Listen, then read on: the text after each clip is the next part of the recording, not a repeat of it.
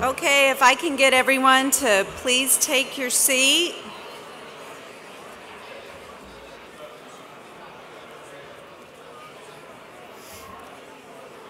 All right, let me get everyone to please take your seat. Okay, thank you. All right, well, we have a jam-packed day today. This is day 3. We're going to go into announcements in a little bit and kind of summarize the day, but we are just so honored and so thrilled to have the individuals who we have with us today. So I'm going to ask our director, Brian Nemo, where are you? Is he in the way back? There he is. It's always the guy in the back, right? No, I'm kidding.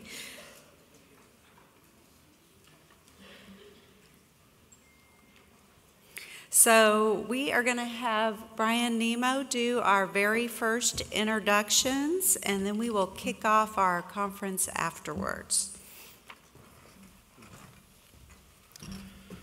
So good morning, and this is truly a special moment for us as we welcome one of America's most distinguished veterans. In February 2014, I was appointed as the Medical Center Director at the Huntington VA Medical Center. And shortly after my arrival, I got to spend time with West Virginia's most cherished veteran, Medal of Honor recipient, Mr. Herschel Woody Williams. And each moment I've been able to spend with Mr. Williams has been a highlight of my career. He is truly one of the most genuine and most engaging people that you would ever meet. One of the best moments of my time with him was when he told me about his experiences just after World War II and the trip made by he and his wife traveling from Fairmont, West Virginia to Huntington in the middle of January in a 1937 Ford with bald tires. That story alone is a testament to Mr. Williams' courage. On October 5th, 1945, Mr. Herschel Woody Williams was presented our nation's highest honor for battlefield valor, the Medal of Honor, for his actions during the Battle of Iwo Jima, placed around his neck by President Harry Truman. In the years after his discharge, this valiant Marine has worked to serve veterans and their families with the Department of Veterans Affairs. In his video with the VA, he described his time with VA and serving veterans as, quote, the best job ever. In recent years, he has dedicated much of his time and his work with the Herschel Woody Williams Medal of Honor Foundation, which works to honor Gold Star families, those families who have lost a loved one in service to our country. This dedicated Marine got to toss the coin at last year's Super Bowl game. Also now has a United States naval ship named in his honor. Last September, I had the honor of standing on the bridge of that ship with Mr. Williams, and he asked me, Brian, could you ever imagine something like this as we looked out over that incredible ship? Not many get to stand on the bridge of a ship alongside the guy the ship is named for. Believe me when I say that was a special moment in my career, my time with the U.S. Navy included. And on September 9th, 2018, the Huntington Medical Center conducted a ceremony after authorizing legislation in June of 2018 that officially renamed our facility the Herschel Woody Williams VA Medical Center. Words cannot express the pride that I have in being a Navy corpsman, leading a VA medical center entrusted with the obligation of keeping America's promise of honoring and serving our nation's veterans and being named for such a distinguished Marine. It's truly an honor to be able to introduce him to you today. Ladies and gentlemen, please welcome a great American, a great fellow West Virginian, a great veteran, and a man that I am privileged to say that I call a great friend. Medal of Honor recipient and our Huntington facility's namesake, Mr. Herschel Woody Williams.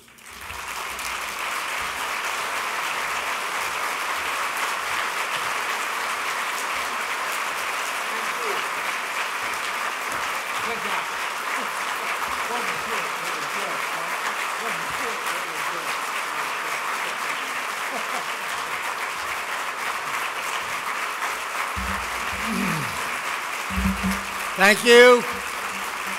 Thank you very much. Thank you for that warm welcome.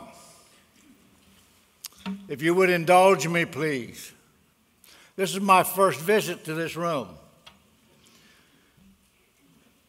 And this flag standing on over my right shoulder is the most recognized symbol of freedom in the world. So if you would humor me, I would ask you to stand so we may do the honors to the flag and to our country. And let me caution you that one nation under God has no comma. It is straight through.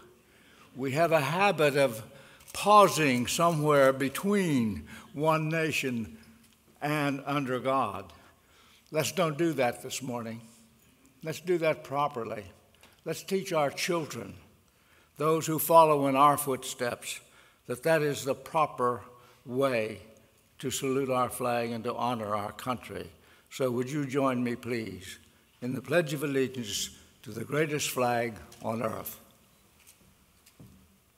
I pledge allegiance to the flag of the United States of America and to the republic for which it stands, one nation under God, indivisible, with liberty and justice for all.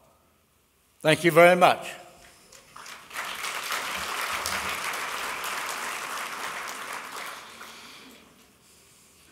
I came out of World War II in November 1945.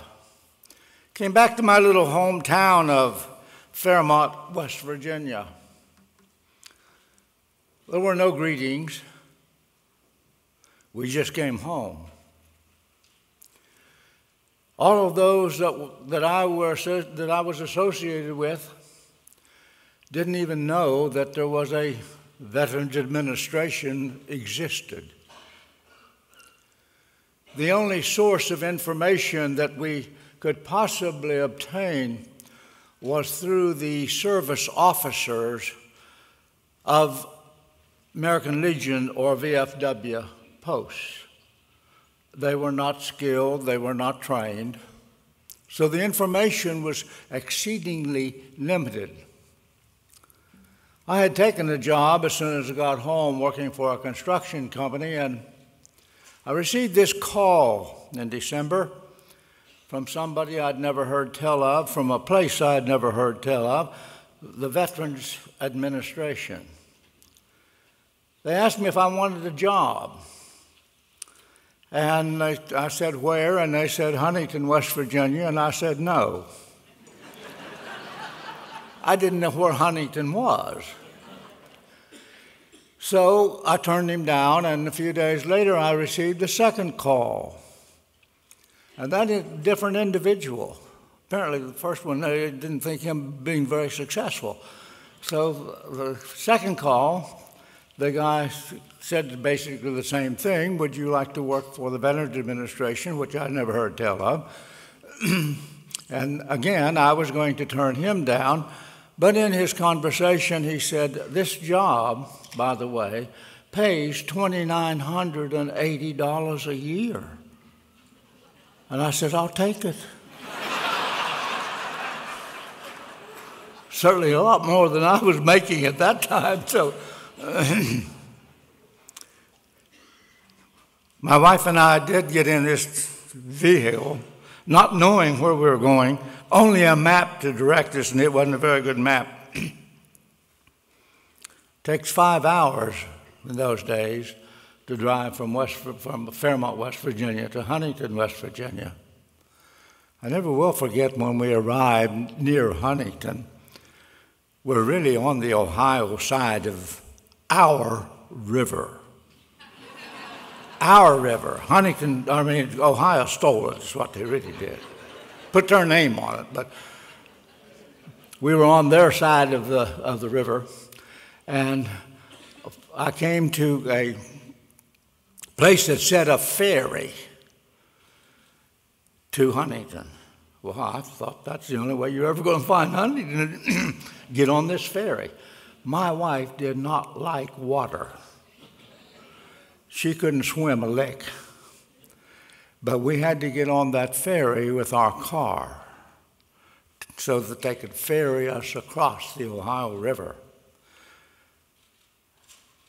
When we got there, now we have no idea where we are, and I stop and ask someone where the Veterans Administration was, and they didn't know. The Veterans Administration, as Mr. Nemo knows, is not in Huntington, West Virginia. It's in another county. It's in Wayne County, several miles from downtown Huntington, West Virginia. But we finally found our way there, and that was my first experience with being a part of an organization that has that simple to serve those who have borne the battle. And it has been certainly, or was, 33 years of life that I never dreamed would ever happen to this farm boy from Marion County, West Virginia. The Department of Veterans Affairs today, compared to what it was in 1946, is like comparing gigabyte with something else.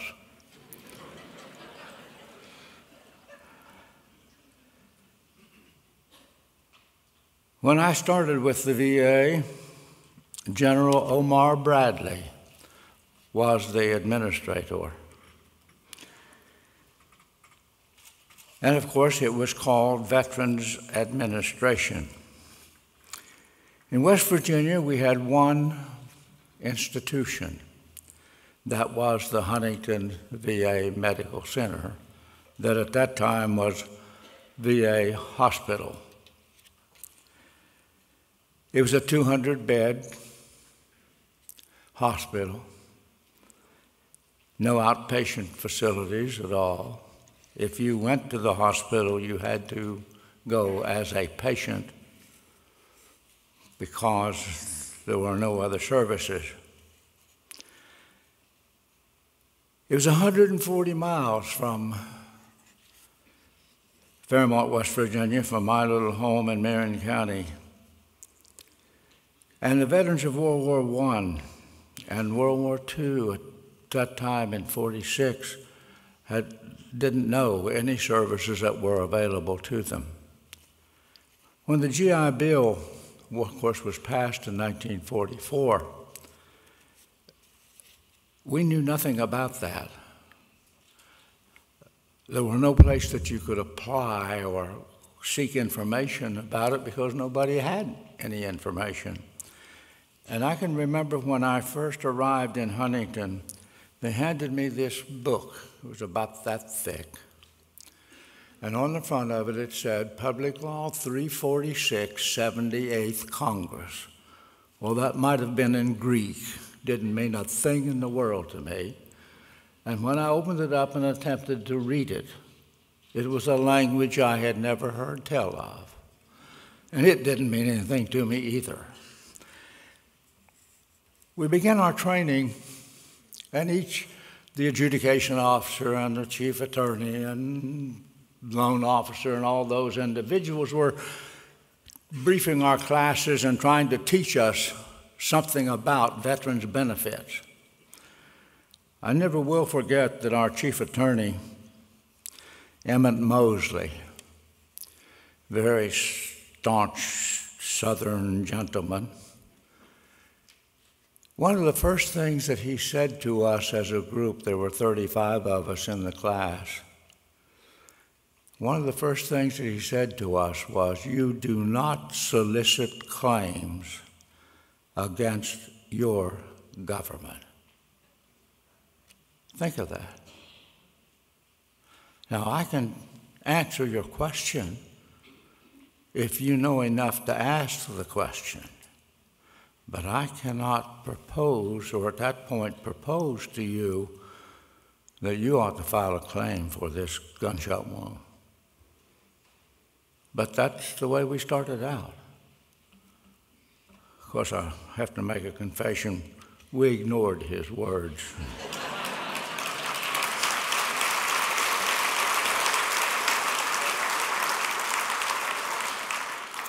In 1946, I became a contact representative. And of course, our mission was to serve veterans and their families who were coming to a little office of one man, one woman. In most of our communities in West Virginia, we had 16 of those offices scattered throughout the state.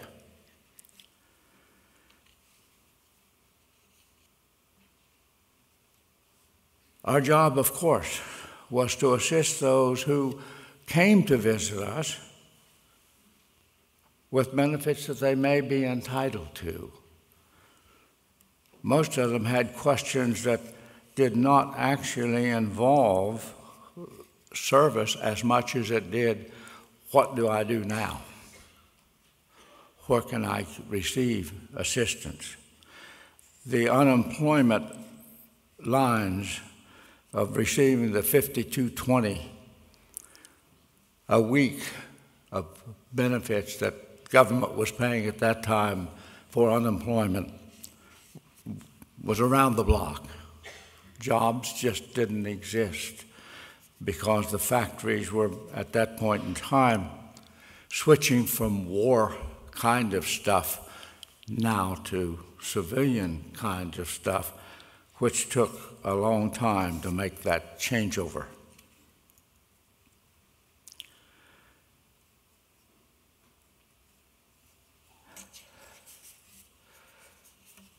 Finally,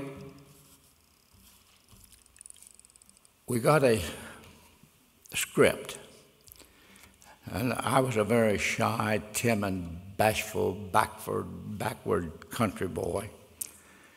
And finally, we got a script in the mail that talked about veterans' benefits.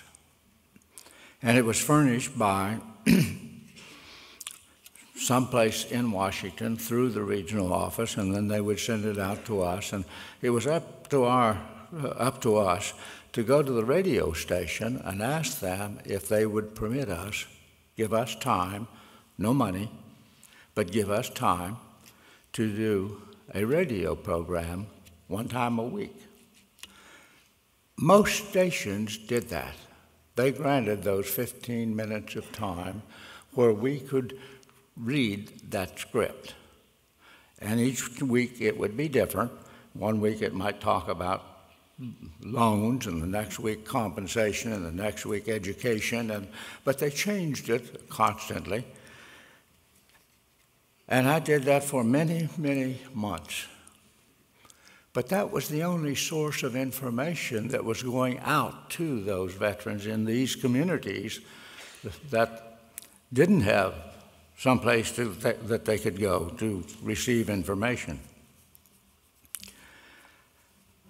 One of the things that I would like to see today,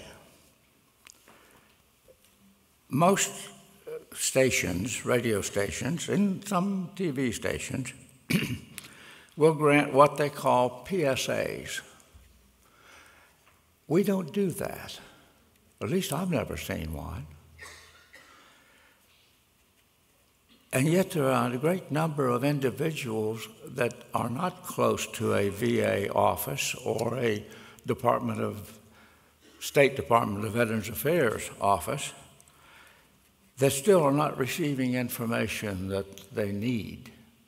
And it would seem to me that maybe PSAs would be a way on TV, if that's possible, but certainly on radio,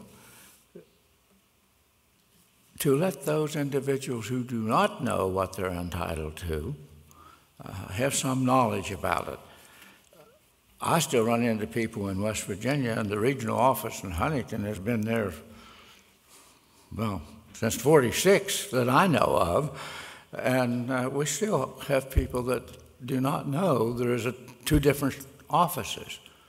That there's a hospital situation, but there's also a regional office situation that takes care of things that are totally different. One of the things, one of the very positive things that happened was in the early stages of late 40s, early 50s, and 60s, we had a contact representative located in every VA medical center. We called them hospitals at that time.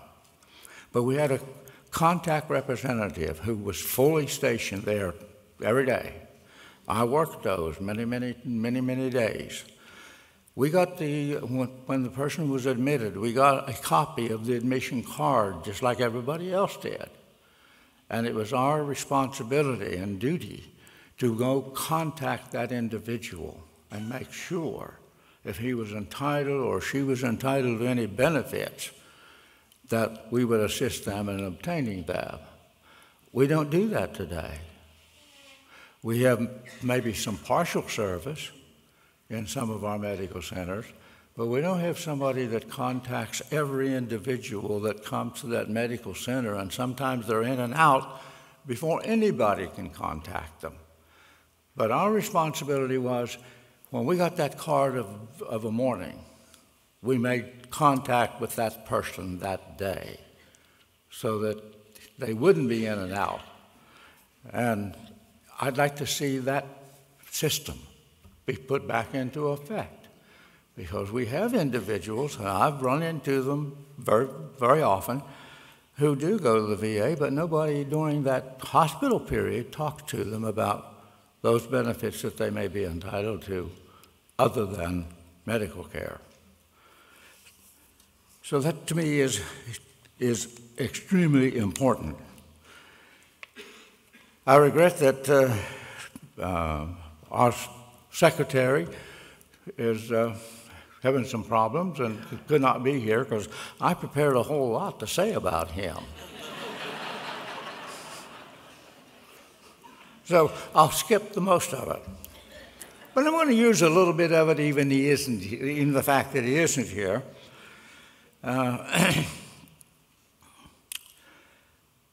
But the population of veterans in our U.S. today, according to Google, everybody believes Google, don't you? According to Google, 18,204,605 veterans. Man, that's a big clientele.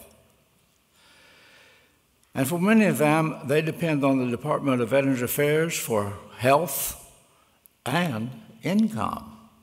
Many of them, that's the only income they have.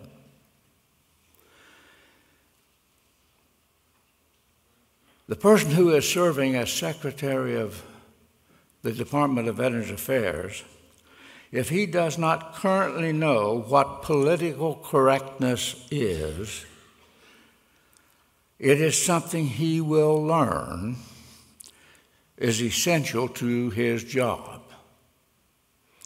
Now, political correctness is not a new thing.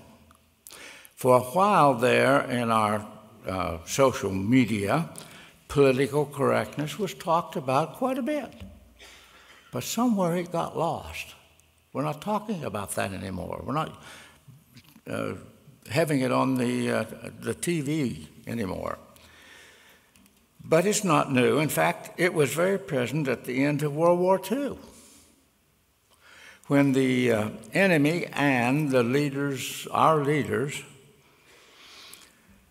were attempting to sign a treaty to end that horrible war. Our President, Harry Truman, knew exactly what it was.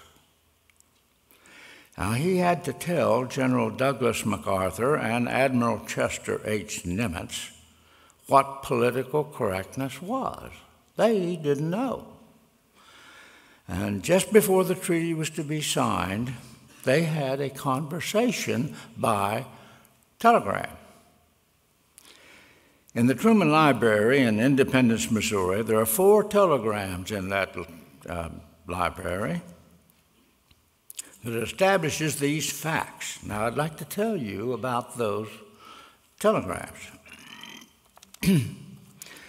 The question that was raised by MacArthur was, what is meant by political correctness? The definition is really found in these 4 telegrams. The first telegram that came from Tokyo, Japan, to the President of the United States, it was 0800 on September the 1st, 1945. And it came from General D.A. MacArthur to President Harry S. Truman. And it said, tomorrow we meet with those yellow-bellied bastards and sign the surrender documents. Any last-minute instructions? And the telegram goes back from Washington to D.A. MacArthur, 1300, September 1st. So he's pretty quick. He answered very rapidly. And it's from Harry S. Truman, and he says, congratulations. Job well done. But you must tone down your obvious dislike of the Japanese when discussing the terms of the surrender with the press, because some of your remarks are fundamentally not politically correct. Telegram comes back from Tokyo, Japan, 1630, September the 1st, 1945, to Harry S. Truman from D.A. MacArthur and C.H. Nimitz. Wilco, sir. But both Chester and I are somewhat confused. Exactly what does the term political correctness mean? Washington, D.C., 2120, September 1st, 1945, to D.A. MacArthur, C.H. Nimitz, from H.S. Truman. Political correctness is a doctrine recently fostered by a delusional, illogical minority and promoted by a sick mainstream media which holds forth the proposition that it is entirely possible to pick up a piece of bleep by the clean end. You can interpret bleep yourself.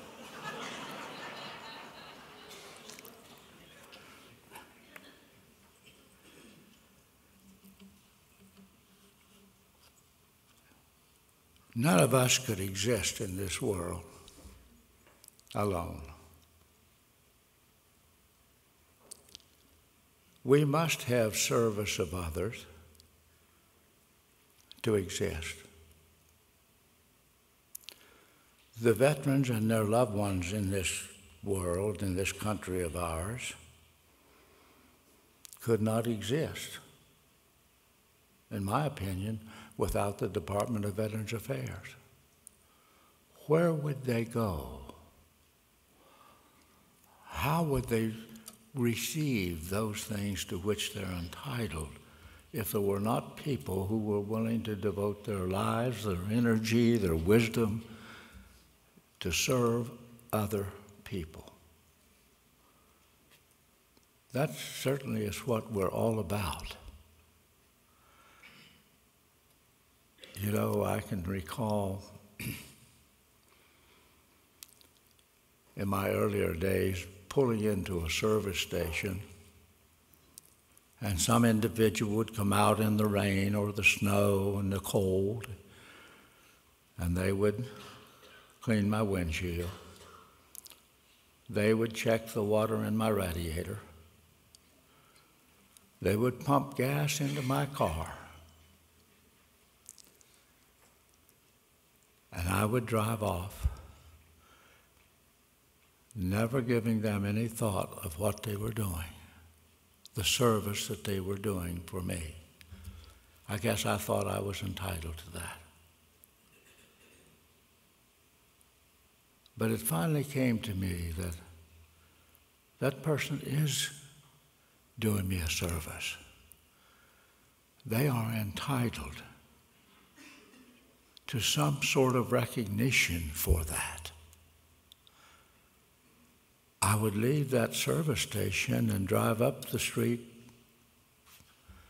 a block or so and go into a restaurant.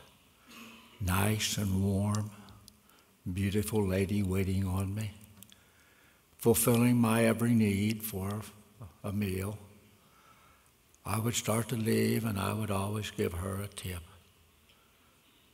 But did I tip that individual who came out there in that cold, rainy day and served me? No. I don't know why I didn't. It was the custom, I guess. I believe that was the situation, very similar situation, in the early part of these millions of individuals returning from World War II. Now that has completely changed. We are seeking ways, every way we possibly can, to make absolutely sure that every veteran and their widow and their orphans, their families, receive those things to which they are really entitled and have earned by protecting us and protecting our freedom. Think of that. How much change has taken place, and every bit of it is good. But we still have a way to go. There are still those out there that we need to make sure are not left behind. What you're doing here today is working on that road, that path, to succeed in that goal. I congratulate you. I thank you, because you are so desperately needed to make sure every veteran and their loved ones are recognized and receive that to which they have earned. So thank you very much for letting me be with you and sharing these few moments. It has been my life of joy to be able to serve my fellow veterans. Thank you very much.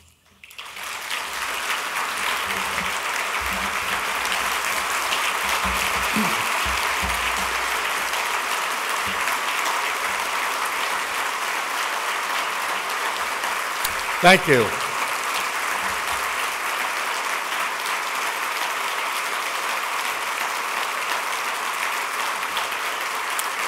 Thank you.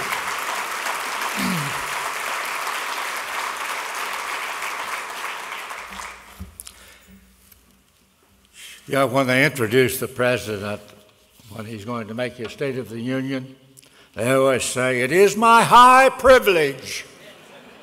Well, I have a high privilege. It is my high privilege to be able to introduce your next speaker. We just met the first time yesterday. I'd like to get to know him better. Mr. Byrne is the Department of Veterans Affairs General Counsel, and he's performing the duties of the Department Deputy Secretary. Before serving the VA, Mr. Byrne worked in the private sector at Lockheed Martin Corporation and in the government as Deputy Special Counsel with the Office of the United States Special Counsel. In the Office of the Special Inspector General for Iraq Construction, and Mr. Byrne also served as a Department of Justice International Narcotics prosecutor. After our country's 2003 invasion of Iraq, Lieutenant Colonel Byrne was recalled to active duty for 18 months with the U.S. Marine Corps. Hoorah!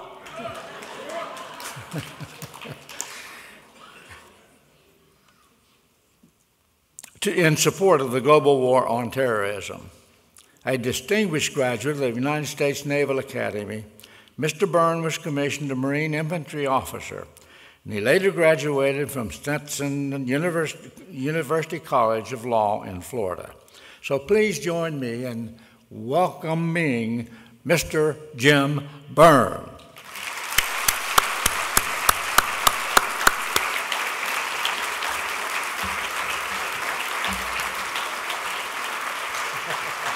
Thank you. Very, very well done. Thank you, Jim.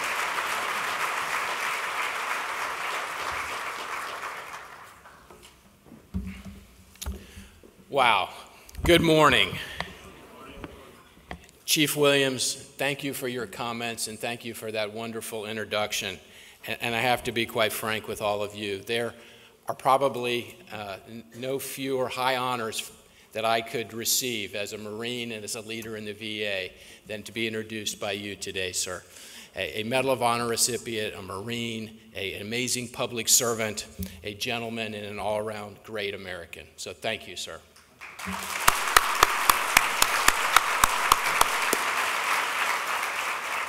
So I would ask you to think back, imagine this if you would, to February 1945.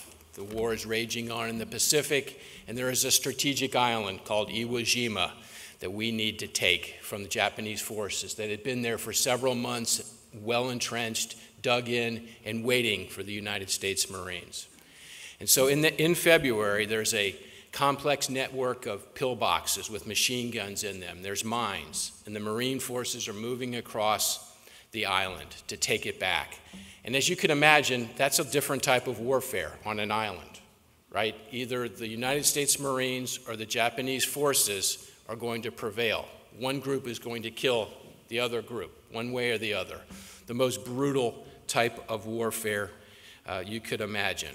And so in February of '45, the infantry and tanks of the United States Marines were halted by withering fire from those pillboxes that I was discussing, forces that had been waiting, who had set their crossfires and had measured their mortar fire on where they knew the U.S. Marines would be coming.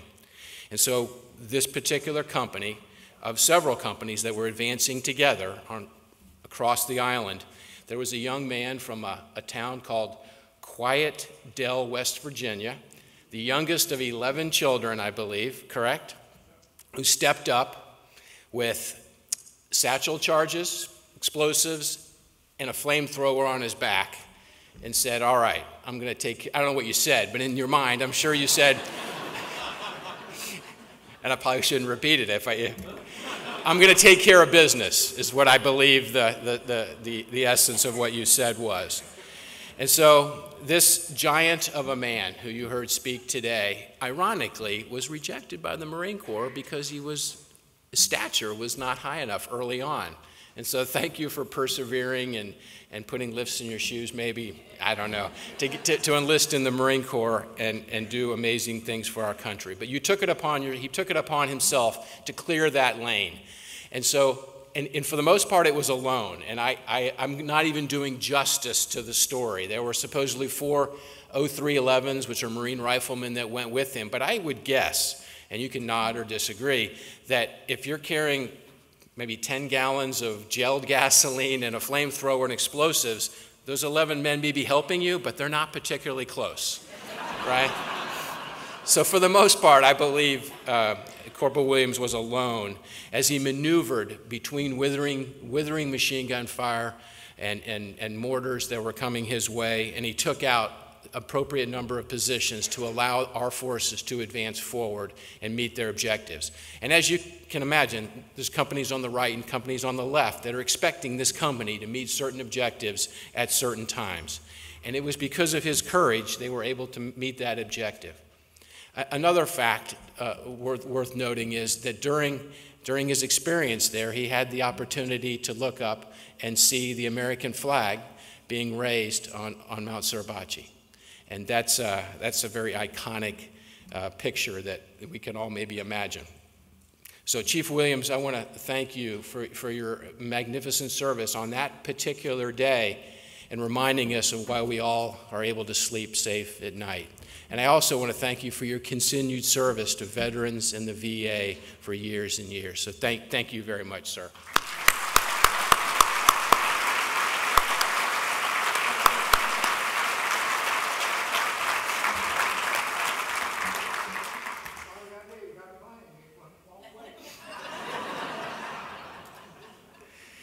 So Chief Williams and his fellow veterans are why we all work here to improve the veteran-patient experience, why it's so important.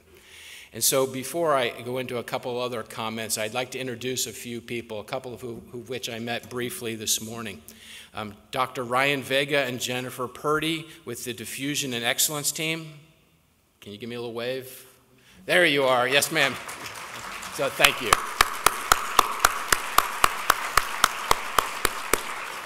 And the amazing Dr. Linda Davis and her Veterans Experience team. Yes, yes, yes.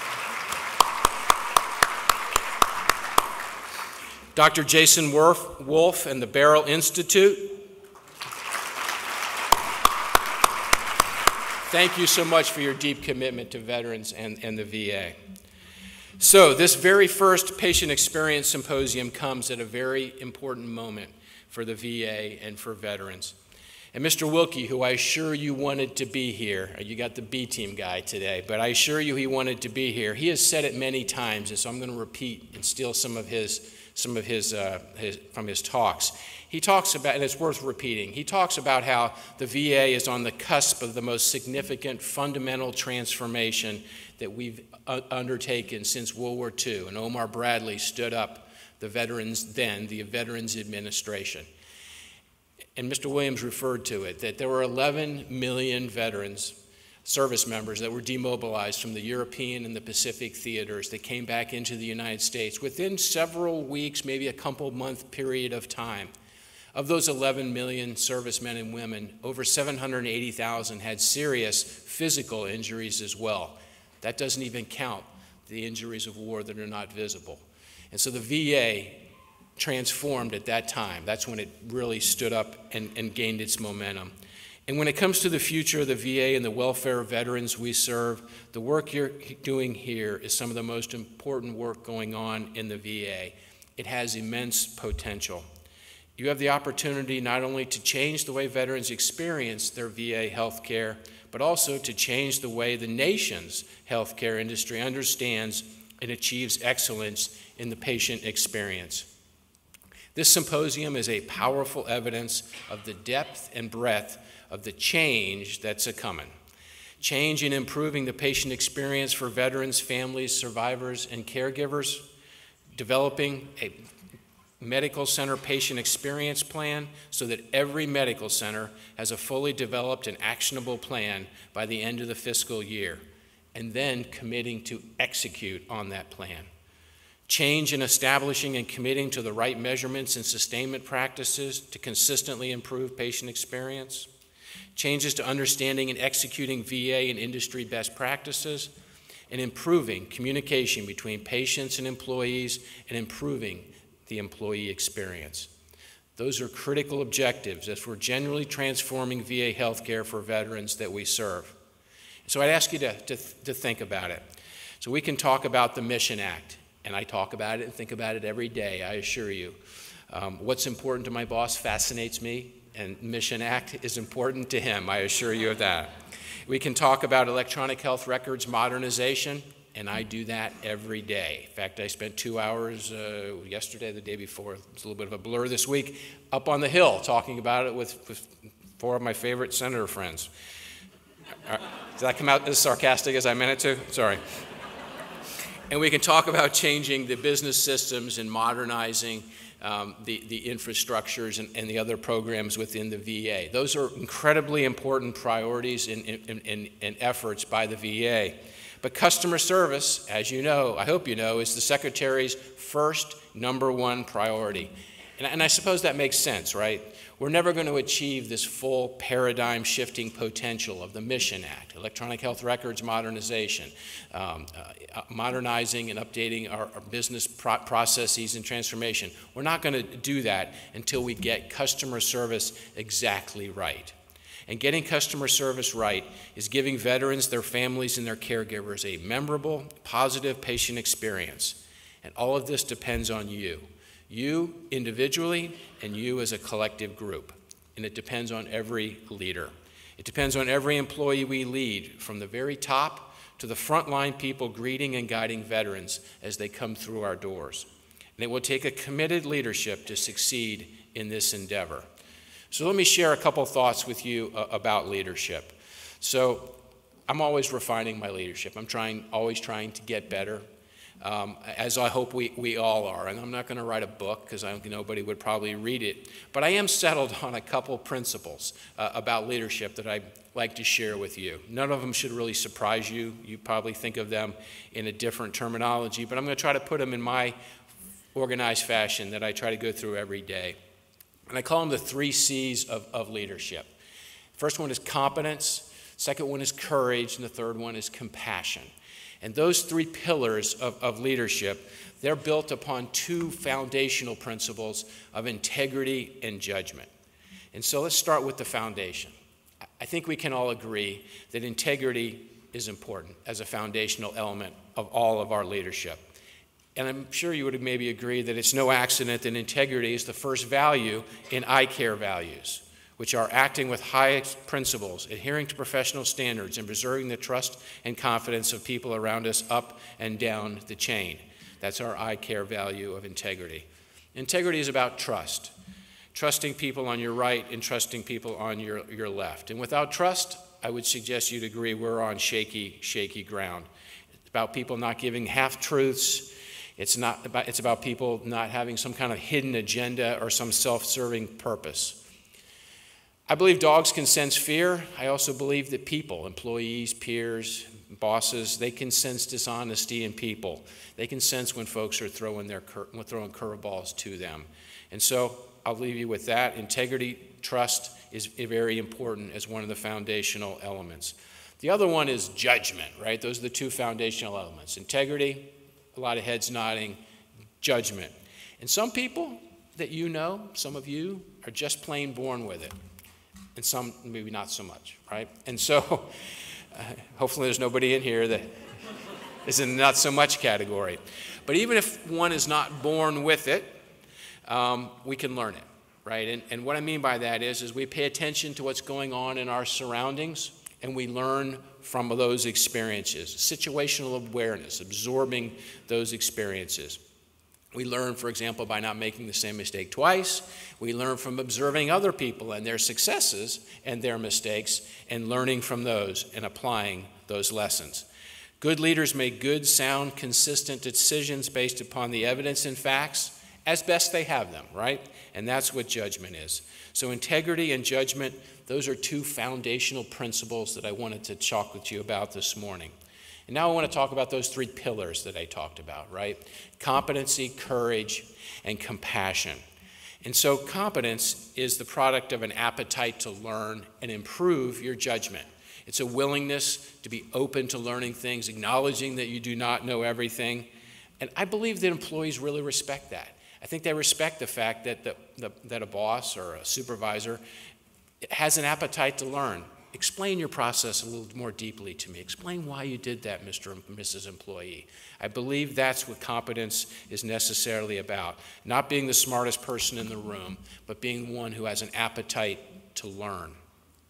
It's more about a thorough understanding of your job so you can make the right decisions. Now, it's nice if you have some acumen, right? If you're running a legal department with a bunch of lawyers, you probably should have some legal acumen, but not necessarily a specialist. So you get where I'm going on this, right? Having acumen, right? Having the ability to learn and the desire to learn. The second pillar is courage. And all of you in here have courage to some degree, because leadership requires courage. You're the one that steps forward and takes charge and makes the decisions that have consequences, and you're held accountable for them. That takes a degree of courage. Some days a whole lot more courage than other days, right? Some days are easy, some days not so much. We all want to move forward and accomplish VA's mission, or you wouldn't be here. And it does take courage to do that. And it takes courage to kind of call things the way they are, a certain amount of integrity, to call things out. and call the balls and call the strikes as a supervisor, as a leader, and to push back if necessary, right? To disagree with those in positions above you that may be very passionate about a particular route. You have to have the courage to diplomatically push back when you need to. And I have to tell you this too, you're being charged, all of you in this room and the senior leadership team at the VA, with some huge initiatives. And so whether you have the courage or not, you're going into the breach, but I applaud you for having the courage as you're going forward with all of us on this journey. And so that third pillar that I talked about is compassion. And when it comes to the patient experience, I'm tying it into today and the last 2 days, I believe compassion is the most important. As VA leaders, we must have compassion, whether that's leader to leader, employee to employee, or leader to employee, or employee to veteran. We have to have compassion. And you may think it's a little strange when you think, well, as a guy's a Marine, he was an infantry officer, compassion is probably not high on his list of things. I will disagree with you, and I know that Chief Williams would disagree as well. I love my Marines, and I kind of believe, whether they admit it or not, they kind of love me back in a way where they genuinely cared about my welfare and my being. And that's a compassion. I know that's a soft word, and we probably never use that in the Marine Corps, but that's true. That's what it is, and I believe it's a pillar of real leadership. It's because we depend on each other, and it's a real simple principle that is not as squishy as compassion. It's called "I've got your back." Right? Everybody's heard that phrase. Every veteran knows it, and most people even outside the veteran community know of that term. I've got your back. It's a very cherished principle in the military and the veteran community. And what I would suggest to all of you is I've got your back is a very compassionate term that I would encourage you to use very, very often. That's how veterans we serve need to feel about the VA, about their experience with the Department of Veterans Affairs, that we have their back.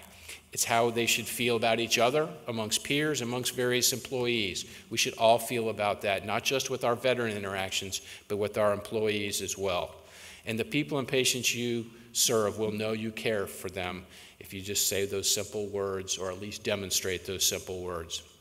So some of you may have read Secretary Colin Powell's 18 Lessons in Leadership. If you haven't, I would encourage you to do so. And I'll highlight one of his lessons. His second lesson, I think, is instructive to our discussion today. And I'm going to paraphrase it and probably butcher it a little bit, but Secretary Powell said that the day when our people, meaning our employees, veterans, and those we serve, quote, stop bringing us their problems is the day we have stopped leading. They have either lost confidence that we can help them or concluded that we do not care. Either case, Secretary Powell said, is a failure of leadership. And for employees that we lead and the veterans that we serve, that sort of leadership failure is disastrous, obviously, and completely unacceptable. And I'd ask you to think about that. So people know, like I told you, dogs sensing fear, they know if you genuinely care about them as well. And they want you to care about them. They want your compassion. And so compassion for our people, our veterans, their families and caregivers, and compassion for the mission. That's what they want in compassion. And in my view, that's what compassion means when it comes to leadership. Omar Bradley reminded us back in 1947, after nearly 2 years of leading the Veterans Administration, quote, "We are dealing with veterans, not procedures, with their problems, not ours." And I think he's talking about compassion, and it's that human connection. So Marine Iraq and Afghanistan veteran Russell Parker wrote about his experiences from Iraq back in 2005, and it was published recently in the New York Times just in the middle of last month. And Parker writes, quote, "I still find myself stumbling when I try to talk to people about my experiences," unquote. He writes, "It's as if the time I spent in the expanse of desert left me speaking a different language from my fellow Americans, a language that sometimes seems to have no translation." VA speaks Russell's language. We understand veterans, and every veteran needs to know that. This symposium is about learning how to hear and speak the veterans' language in every interaction, in every contact, in every embrace. It's our job to make sure every employee knows how to make veterans feel welcomed, cared for throughout their VHA healthcare journey. It's our job to make sure veterans can get excellent customer service and excellent patient experience. It's our job to make sure they get that same excellent customer service whether they're in Alaska or they're in Miami. Then we're achieving that critical patient experience mission, which is to provide a consistent, exceptional experience that strengthens trust and confidence with the veterans, their families, and caregivers. Making employees feel passionate about serving veterans is in your hands, and I believe in your hands it is very, very well placed. No one is more deserving of an excellent patient experience, so let's work hard to give employees the tools to envision and shape a culture of compassion for veterans. Let's show them how to own the moment. Thank you.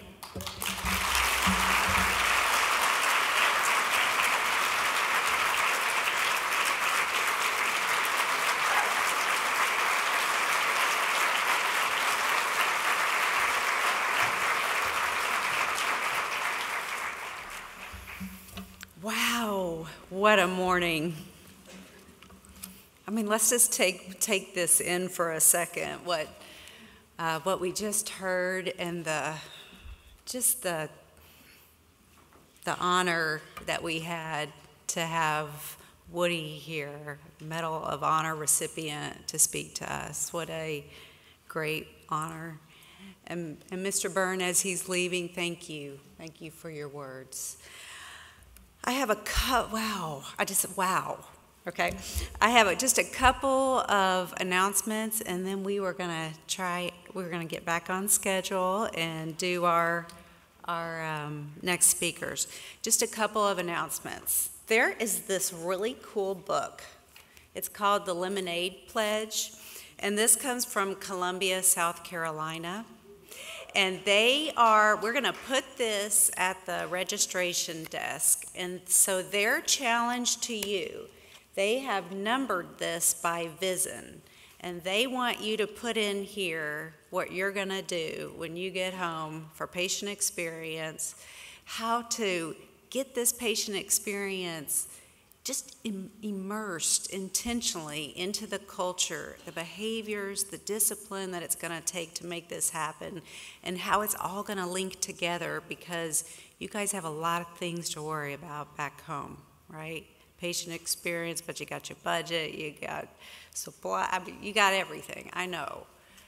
So their challenge for you is put something in here, and then they are going to take you up on your challenge, remind you, they're going to publish or put some things on our Pulse page. So I would challenge you to accept their challenge. And this Lemonade Pledge, and thank you, Ms. Wiggins, for this. We will have this at the desk for you. So that's one. The next thing is, I just want to reiterate for the SHEP survey. So you guys know the SHEP survey comes from DC, and they randomly pick all of the different patients who are going to get the survey, and they send it to them. On the very front of that survey, when the patient gets it, is this cover letter that says, please fill this out. And then at the very end it says, thank you from the Department of Veteran Affairs. And it looks like it comes from CO, right? We've worked a deal with the company that sends that out. And if you can go back to the SHEP table that's on the information table, we will put, instead of from the Department of Veteran Affairs, it will say from you, the medical center director, and we're going to have your signature there.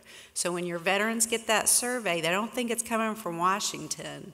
They know it's coming from you. You're going to get an improved response rate. I know you will. And that's what a lot of us have been asking for, right? So I promise we will not inappropriately use your signature.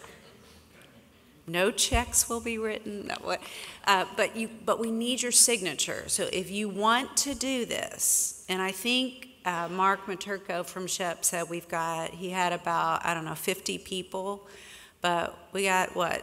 We got a lot more medical centers than that, and you're here. So if you want that, and you want your letter to come from you with your signature to personalize it, go see him. And we're going to get your John Hancock here. We promise it is protected. We won't use it for anything else.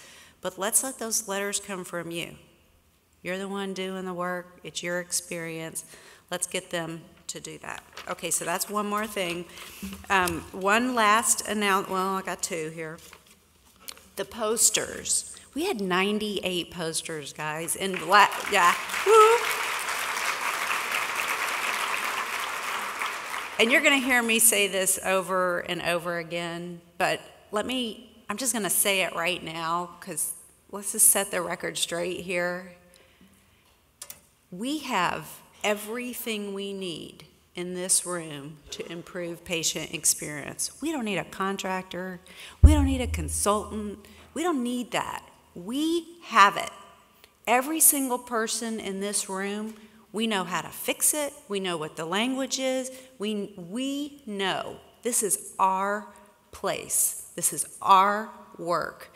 And all those innovations prove we have what it takes to do this. We just got to network.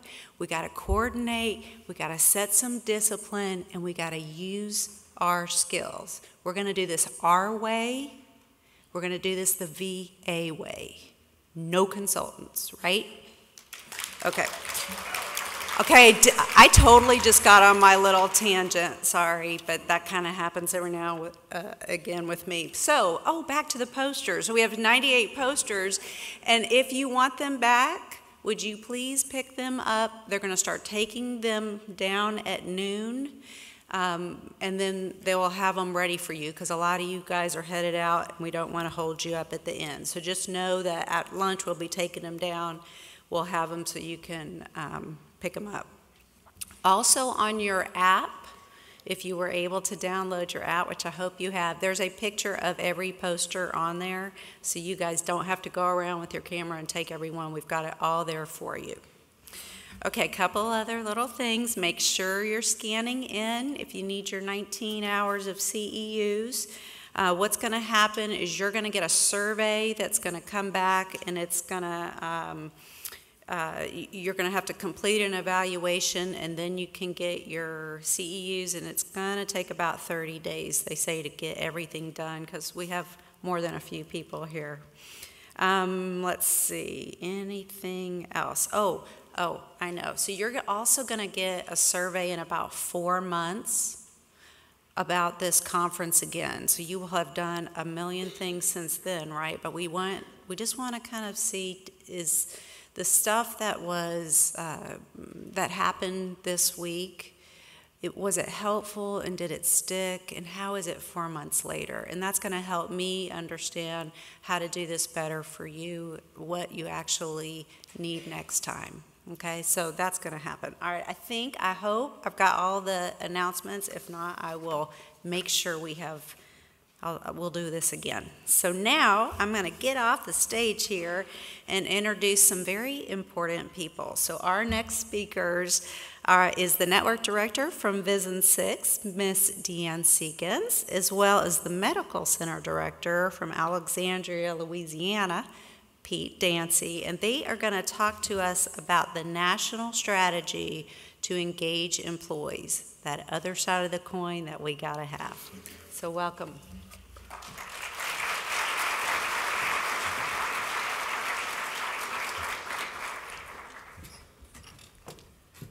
All right, good morning. So Pete and I are here to talk about the VA enterprise-wide employee engagement.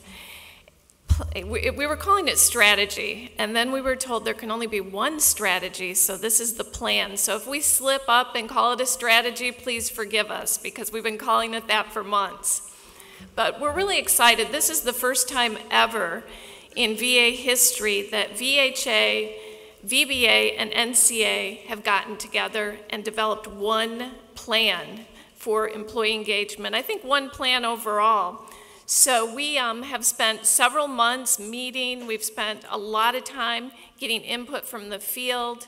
And so we're excited here to talk about not only what the plan is, but also how you can hardwire this into your system. I will tell you, my directors over here from Vision 6, they already have this plan hardwired into their ECF plan. And I told them either they're ahead of the curve or they were unfortunate ones because I was the co-chair for the committee. So if you have any questions about how they have developed their tactics, please stop them. So really we want to talk about today, what does this involve? What does it entail?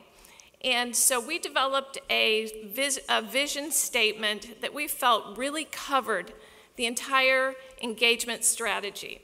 So the organizational culture, which all people, and we use the word all people because coming into whether it's the National Cemetery, whether it's VHA, you have volunteers, you have contractors.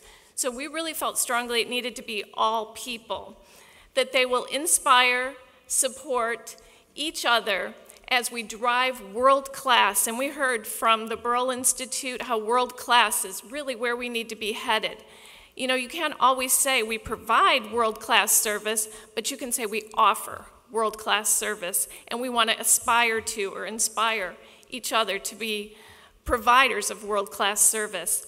If you went to Maureen's breakout session, you learned about the 5 key drivers and what we're focused around, servant leadership. And so Pete and I together are going to talk about what does servant leadership look like at a facility or at a site, and what does it look like from a regional perspective? Because we really want each of you to go back and think about how you're going to put this into your system. You're doing a lot of things. We did just a quick tally at one point, and nationally, there were 21 initiatives for employee engagement. So think about that. And there was no framework, no place to put this all together so that you could develop an organized plan, because oftentimes our employees feel like what? The flavor of the day, right? The flavor of the month. So as we developed this, we looked for a system that's timeless.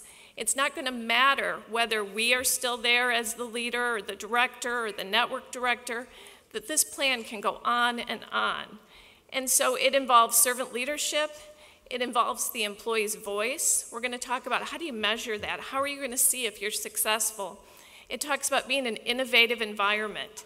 And I know, just looking at the posters, hearing the presentations, networking, there's a lot of innovation out there. So really exciting times. The main key is people-focused, because no matter what systems we put in place, it's all about the people. And then also the connection to the mission. And I'll show you our data later for VA. We do that very well. So I'm going to turn it over to Pete. I'll flip the slides for you, Pete. Thanks. Good morning. I had an interesting flight in on Monday. I had a layover in Dallas. I'm a veteran, so I decided to go to the USO. And to go to the USO, you need to show your ID. And there, while I was showing my ID, there was a wonderful lady there who was Marine. She served from 1951 to 1963. We dialogued, and she said, well, where are you going? And I said, I'm going to D.C. And not surprisingly, she said, you need to fix that place. I told her I would do my part. So for the next couple of minutes, I just kind of talk about my perspective in terms of employee engagement, starting with servant leadership. You may have heard some of these comments already in terms of some of the things some of the directors are doing. From the Alexandria VA, we started with the frontline supervisor training that occurred, the frontline supervisor week that occurred last week. Basically, it begins with you. That was very successful in Alexandria. From a perspective of the leadership engagement groups, I specifically wanted to select the facilitators. So I selected 5 facilitators, senior leaders that actually would lead those groups, and they were very successful. Thus far, we've actually trained 27 supervisors. And to follow on with that, we're actually also doing 360 assessments. Leaders have the opportunity to do that as well. Next slide. Employee voice is very important that employees have a voice in terms of making sure they feel comfortable. Many of us has already heard about the all-employee survey. From when I arrived in 2016, Alexandria had a very poor rate of participation from the all-employee survey. 2016, we had about a 30% participation rate. 2015, 40%. Fortunately, last year we had about a 50% participation rate. We could not have done that without our union partners that encouraged employees to take the survey. We had, as a result of the feedback from employees, one of the things they said that they did not receive enough recognition. So what we did, we started a kudos wall. Essentially, employees have the opportunity to recognize other employees. They can send an email and basically saying, Ms. Jones, it went above and beyond. Those emails come to my executive assistant, and every week we publish a kudos wall that basically recognizes employees. Employees really like that. As I said, we had You Talk, We Listen sessions. I presented the all-employee survey results, giving the employees an opportunity to hear what the results are. We also did that in my section as well. From the director's perspective, I had 10 direct reports, and they identified that improving civility was a critical area for us. So we met, and they decided, in order to improve our civility, how about having monthly lunches, light lunches, and just to kind of talk about things. And we've had that consistently probably for the last year and a half, and I think that's been a positive aspect. Emerging VA leaders, many of you may have eval classes, and these are typically employees that are lower grade employees that have some ability to learn specific tasks, resumes, etc. For the last couple of years, each of them are required to do a project. What I've asked them from a project perspective is focus their project on how they can improve the all-employee survey. So the last year, as a result of the all-employee survey, our employees said they wanted to improve promotion opportunities. So the eval class last year, was how can we improve promotion opportunities. So their project was focused on that. This year's project is going to be focusing on communicating all-employee survey results and data use. So that's their project, to basically focus on the all-employee survey and how we can make some improvement. A critical aspect of engaging employees that I saw was, when I saw in Dallas, was the Employee Experience Committee. James Douglas and others created the Employee Experience Committee. Basically, how can we engage employees? I implemented that in Alexandria as well, and they're primarily focused on how can we engage employees. They are involved in creating fun activities for employees. Thus, you see me and a couple of my employees, and we had a Mardi Gras parade around the campus. I was a Mardi Gras king, so to speak, and so we did that in our around campus as well as on our CLC as well. And on the right side of the slide, that's our union vice president, Evelyn. She's very instrumental in the success of our all-employee survey results. Next slide. Innovative environment. One of the things that we had received feedback from staff and our union partners that we had difficulty in terms of maybe harassment from employee-on-employee harassment, be it verbal harassment, things of that nature. So in conjunction with my EEO manager, Patricia Mohall, we developed what we call It's Up to Us campaign to end workforce harassment. It basically is leadership driven. Our leaders publicly identify that we're going to improve preventing workforce harassment. A focus was being proactive as opposed to reactive.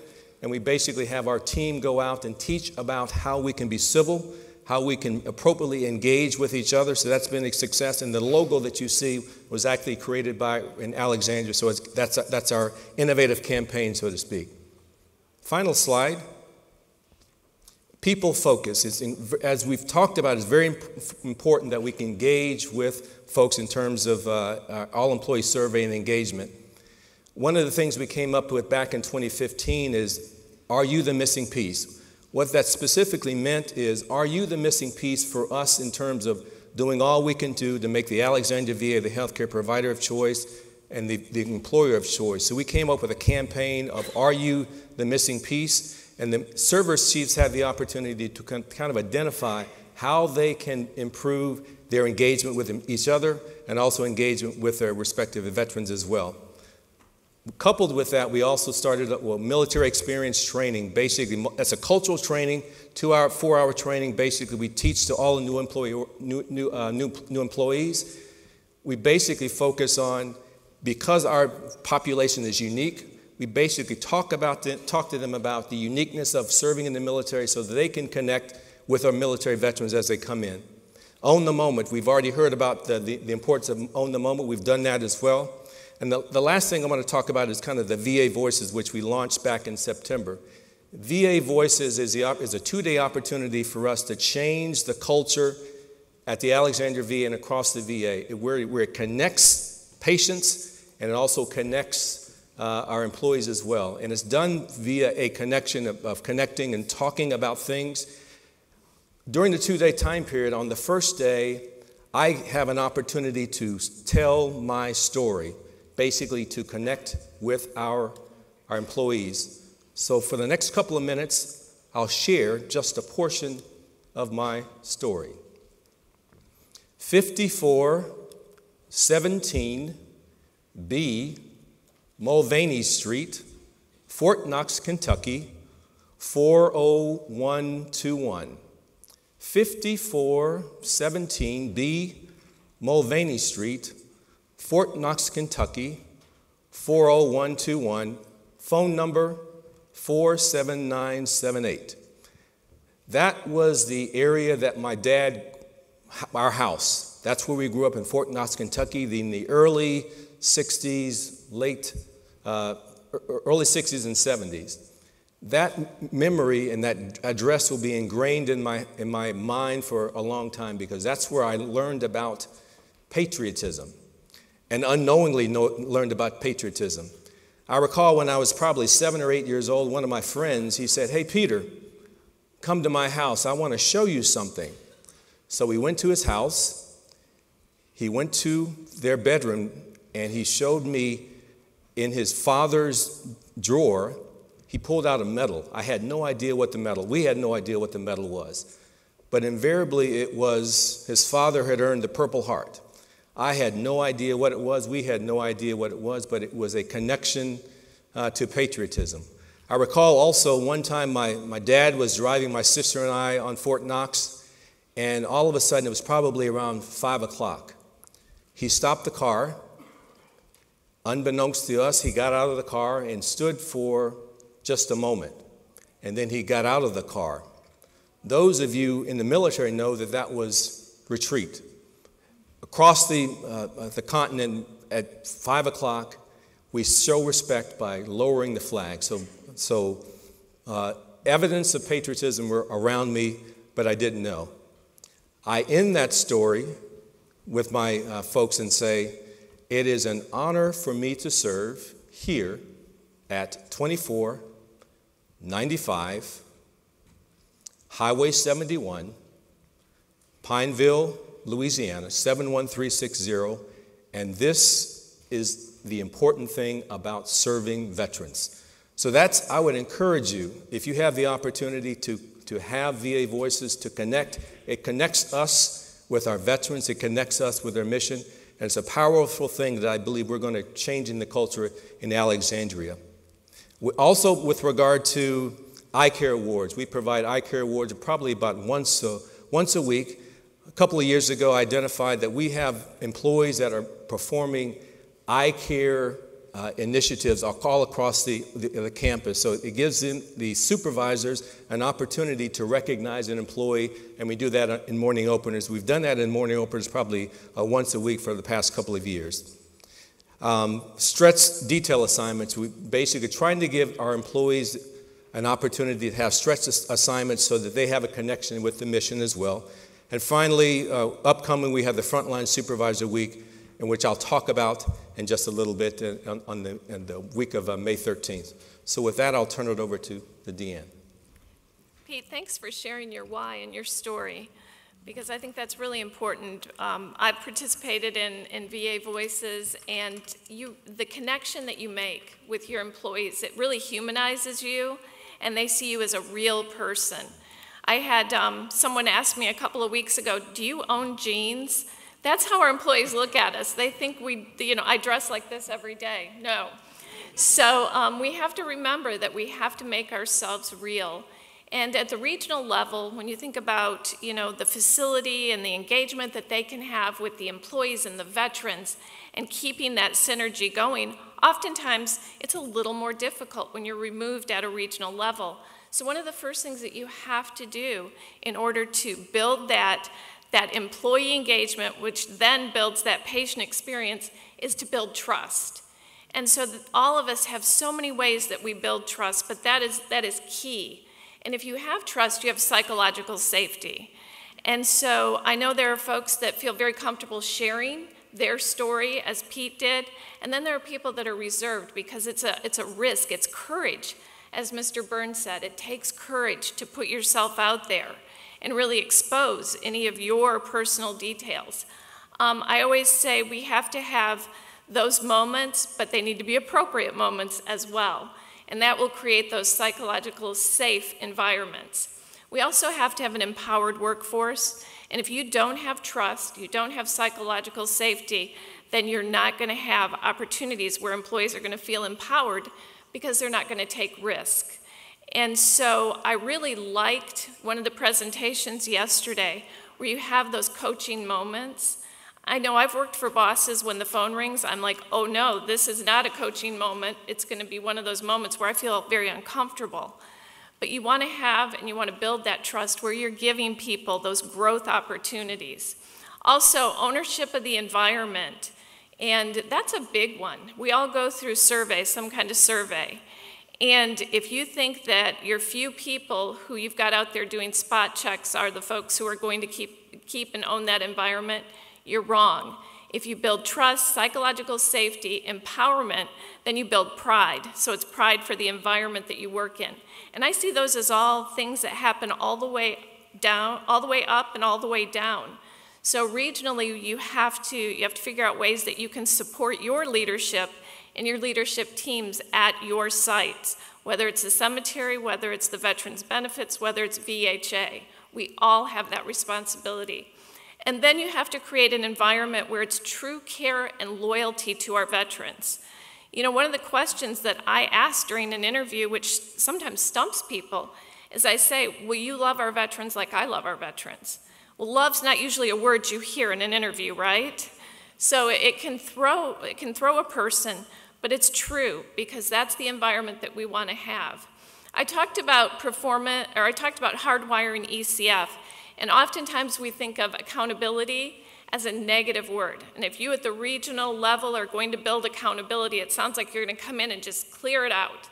Well, that's not what you want to do. That's not how we want to handle employee engagement. We want to hardwire.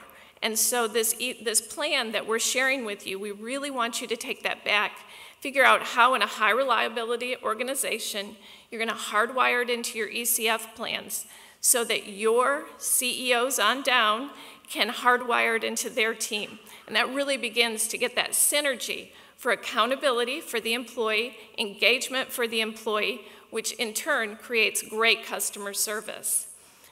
Demonstrating, I think Pete did an excellent job of talking about how you demonstrate servant leadership. And you have to know your employees and you have to care. So know if they have a dog, know if they have 3 children, know if they're dealing with a spouse who's got a terminal illness. It's okay to know those things. Now, that's where you look at the boundaries. There's still accountability, there's still things you need to do, but if they know that you care and that you're working with them, they're going to be engaged and they're going to be present for that veteran or family member that they're dealing with. Also, be a top communicator at all times. Number 1, Dee Ramsell talked about it. What do we get? What do we hear our employees are least satisfied with? Communication. And so be a top communicator, over-communicate, tell things. I really, truly appreciate the administration that we're working under. They over-communicate. That's okay. They're telling us things. They're giving us reality checks. And then last week, Dr. Stone gave us some information on a call to the network directors and directors. He came back later and corrected a statement he made. That was okay. We're not going to get it perfect 100% of the time. So it's okay if you over-communicate and then have to go back, because where does that loop us back to? What will the employee do? They will trust you. They will trust you that you are going to come back and give them accurate information. And the first thing you have to do is put people first at all times. And just a quick little story, because I got into the VA because of my World I grandfather who needed help at 90 years old. But my father, I had the opportunity to care for him when I was the director at the hospital, and he died in our hospice unit. And I have to tell you, I had to wear two faces. When I got on the elevator and I knew my father was, living his last breaths, I had to still be engaged with that employee. I'm not going to tell you it's easy, but I had to do that because I had to put that person in front of me above all. So it's not easy, and I'm not saying everybody just go back and do that, but think about it as you move forward. So that's really a regional perspective. This here is what the plan is going to look like that is being presented to the secretary. This is what he has asked for. He has asked for an employee engagement plan that can be rolled out across all of VA. He's had a look at this, and so it's going to be actually presented and finalized. We're going to talk about the next steps, but here you have to hear something 7 times before it sticks. So Pete, I guess we have to say this 7 times. This is going to be signed by the secretary and rolled out to you all in March. So Pete, what is it? Signed by the secretary in March. That's right, and rolled out. So there, you got it twice. So we'll get that in a few more times. But this is really the goals, which are those 4 pillars that we talked about. It's the servant leadership, it's the employee voice, it's the innovative environment, and it's the people focused. So those are the 4 goals that you have to remember. What we have done as a committee, and again, it was cross-pollination across, is we have developed objectives for each of these 4 goals. We tried to make them simple, and then what you will do as you roll this out with your employees is you will develop those tactics. And those are the tactics that you're going to measure, that you're going to hold folks accountable to, and that you're going to hold yourself accountable to. So we talked about servant leadership already. It's all people. If you have volunteers coming into your organization, they're all people. If you want to talk about the employee voice, we have AES, but we have many more mechanisms to hear our employees' voice. And I'm not going to go through everything because a lot of you are doing this. We care rounding. You're doing suggestion boxes. You have employee engagement committees. You have a host of things that you're doing. But what you want to do is you want to continue to get that flywheel to spin. You want to lay these in plans.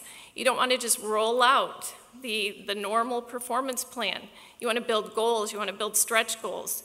And you want to build tactics that are going to create and build on the foundations that you've already built. Next is an innovative environment. And innovation comes in many forms. I know Pete and I both observed all the videos, all the posters, everything that's happening. So think about building that into your plan, cross-pollination in your regions. Bring your directors together, let them share these best practices. I know I learned things watching my directors do presentations yesterday. I knew there was a lot of great work, but I didn't know exactly all of the work that was going on. And then the last piece is people-focused. And this is hiring well, hire right. How many times have we seen that we hire somebody because they're available, not because they're the right person for the job? And so putting in systems, and I'm hoping that our HR modernization across helps us build on these systems so that we can have ways to screen, ways to ensure that we're hiring well. I know Sheila McCollum has retired, but she had a statement, Ralph, hopefully I'll get this right. You'd rather be lonely than sad. So think about that when you hire. Yeah. It's perfect. Perfect. It's perfect. So if anyone sees her, talks to her, tell her that's still a great statement. Every time I'm interviewing and I don't quite have that right candidate, her her statement pops in my head. So with that, we're going to talk about how you measure this. And again, this is VA-wide measures. This is not VHA, it's not VBA. You get your all-employee survey. We also are going to have the 5 questions that are coming out that you will get quarterly. But this measures your employee voice. It measures your innovative environment, your people-focused, and your mission. What do you notice on the score? Pete, what do you notice? I've got to put my glasses on. Oh, you got to put your glasses on? I'll tell you then. That we as a VA are definitely focused and understand our mission. The score, look at 4.17. We are mission focused. We do that so well. And I'm glad we do that well. But if you look at all of the other areas, they're in the 3s, but that's an opportunity for us. Because if we're truly going to be that world-class customer service, we have to have that world-class engagement from our employees. So this is a fantastic way to measure. Everyone can measure it. Oh, I thought there was a question back there. All right, I'm going to let Pete close us out. Yeah, and for the next steps, as Deanne mentioned, the secretary is going to sign something in March. You're going to get a communication to participate in the next Frontline Supervisor event. That's going to be May 13th. Again, it's not prescriptive, voluntary, but we'd encourage you to, in terms of engaging your employees. Again, May 13th, you'll be receiving some communication in terms of the who, what, where, the fact sheet specifically in terms of how to go about doing that. Again, this is an excellent way to engage frontline supervisors in terms of giving them the skills to be successful. And to bring it all home, I received a letter a couple of weeks ago from a veteran spouse. And this is the why, and I'd like to read that, an excerpt of it. Having you and your staff attend to my husband for the most of the past 4 years has been a blessing to me. Just knowing that he was properly fed, got the proper health and cleaning benefits that he needed, I believe extended his life for many days. Although I miss him very much, I think that we did as much as we could for him and that he is resting in peace. Signed, a veteran spouse. So the connection between patient experience, employee engagement, that's the why. And we want to, as we said, we want veterans to say yes to the VA, and this is an excellent opportunity to do that. Thank you so much. Thank you.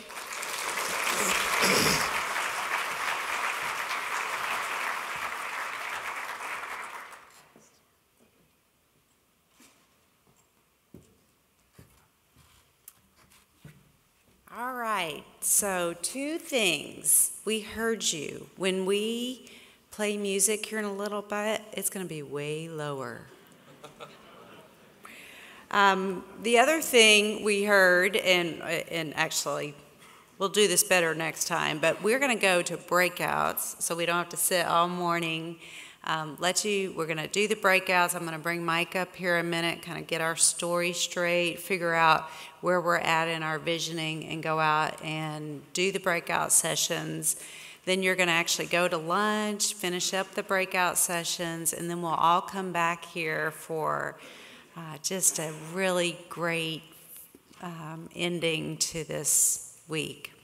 So let me bring Mike up and have him kind of set us for breakouts.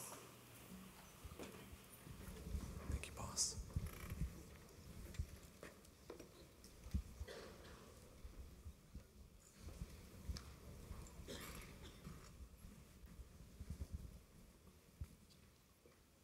As a volunteer ambassador of the VA hospital, my role is to serve those who have served us. I like to welcome veterans a number of ways, depending if the person's new to me or if I've known them for years. If I've known them for 5-6 years and I know what sports teams they like, normally I give them a joke about their sports team.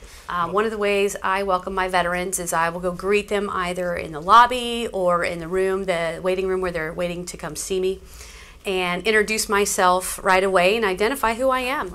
We'll go out and get them from the waiting area And as we're walking back, I'll say, hi, I'm Dr. Halpern, and I'm going to be the person seeing you There's today. different ways I will welcome a veteran into the facility. If I believe that the veteran's having problems, I might ask them how they're doing directly and ask them if they need help. Some of the ways that I welcome our veterans here at Mountain Home is I smile at them. I give them a warm face and I say, hey, how are you doing today? How can I help you? I welcome all of my veterans with a warm smile. The way I explain my role as a nurse is to walk in and greet my veteran and let them know that I'm there to do an admission, that I'll be asking them a series of questions, and I'll explain how that process is going to go. So explaining is often actually very important, particularly with the palliative care patients, because they don't really know what palliative care is. So we've actually created a little bit of a standard intro. Explaining veteran setting of policing, how we attempt to use not only the criminal justice system but also clinical outcomes to promote the health and safety of both our veterans, visitors, and staff. The ways I connect with my veterans is try and find common ground. My grandparents were in World War II, Korean War. I have family in the Vietnam War. My husband is a veteran. Actually, one of the ways we try to connect, we've actually been involved with teaching our students, fellows, residents, is we have a standardized format where we really say, what's your understanding of your illness? What are your most important goals? What are your fears and wishes at this stage? What's most important to you, and how much does your family know? So the way I connect with veterans is through our military experience. I'm a veteran along with most of the VA cops I work with. The way I try to connect with the patient the very first 5 minutes is to not touch the computer, sit close, lean forward, and just look at them as they talk. The most important thing I do to make sure they understand I'm listening is I go to great lengths to not be working on the computer, typing, looking at a computer screen. I try to make good eye contact.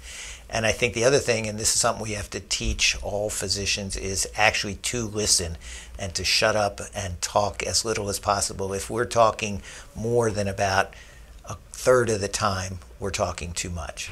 Try to make sure that they understand what I'm saying, and that we have direct eye connection, and that again, that I turn to face them instead of just looking at my computer while I'm talking to them. Upon to the veterans, I make sure that I have a clear understanding of what they're asking of me. After they've told me something, I like to then summarize it and say, is it okay if I write this down in the chart now? And that's when I go to the computer and we'll type it out. So they know that what they just told me goes into their chart. My goal is to make sure that we understand one another. Just genuinely letting them know I appreciate them taking the time to come and be with me that day and help them to drive their health care to be the best it can be for them, and just reiterate how much I appreciate everything that they've done. Their discharge, I joke with them and I say, I will see you as an outpatient, hopefully not an inpatient, because we always like to have them here at Mountain Home, but we prefer if they stay well enough to remain an outpatient. We own the moment. I own the moment. I own the moment. I own the moment. I own the moment. I own the moment. I own the moment. Own the moment. Awesome. All right, I'm going to condense us a little bit here and get us back on track as much as possible today. And if there's ever a reason to have to cut your time pretty short, having a Medal of Honor recipient stand up here and tell us his great story and humor us for 30 minutes is a good reason to cut short. So before I do that, I want to just take an opportunity to ask Miss Bonnie Morlock to come back and join us on the stage, and Thor, if you'll join her as well. Just wanted to take a moment and thank her for coming to speak with us, sharing her story with us, and adding, I was going to say a little bit, but a lot of humor and levity to our day yesterday. So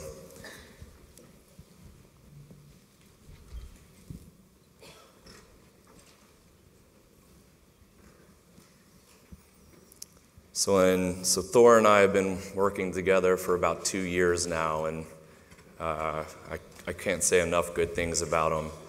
And when I saw the presentation he did at Diffusion of Excellence, it was last summer, sounds right? Sure. August, thank you, keeping me in line. I was just really struck by how not only funny Bonnie was, but how proud she sounded when she told her stories, and just that sense of, as Thor says, a sense of pride in her voice when she talks about driving to the Memphis DMV. Plus, being from Memphis kind of touched me in a special way as well, and I shared that story with my mom and dad, and you're awesome. Thank you. So I wanted to thank you, and Desiree, her daughter, if you'll please stand up, and Sonia, her granddaughter, have joined Bonnie here today. So we just wanted to present you with a certificate of appreciation here, and thank you for joining us. Thank you. All right. I appreciate it. Oh, he wants to take our picture. Oh. If you don't have enough people to take your picture the last 2 days. Now I can't see a thing. Thank you. Really appreciate it. Thank you. Thor. Thank you, sir. All right.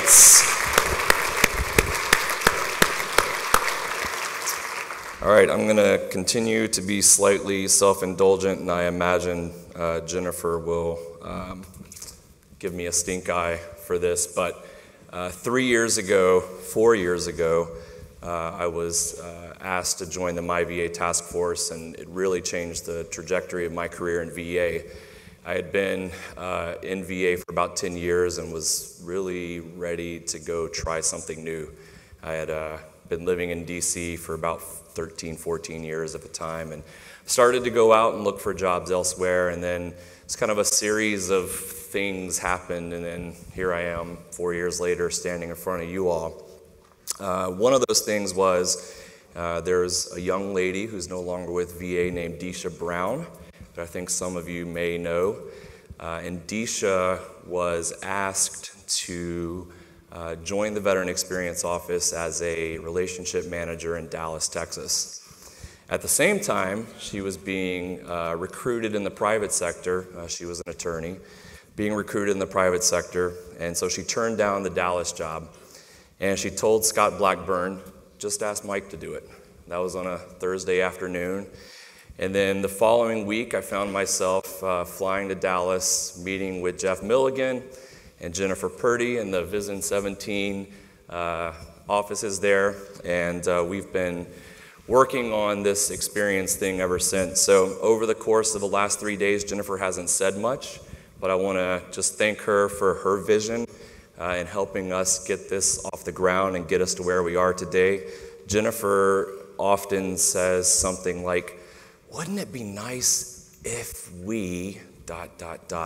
And this kind of was birthed out of wouldn't it be nice if we could get everyone together and talk about patient experience and really see how we can bring everyone together. And I think the real work on this, which Dana Baker, hi Dana, and Tom and others and Joe really helped pull together just over the last few months. So I just wanted to give Jennifer a round of applause and thank her for all her hard work.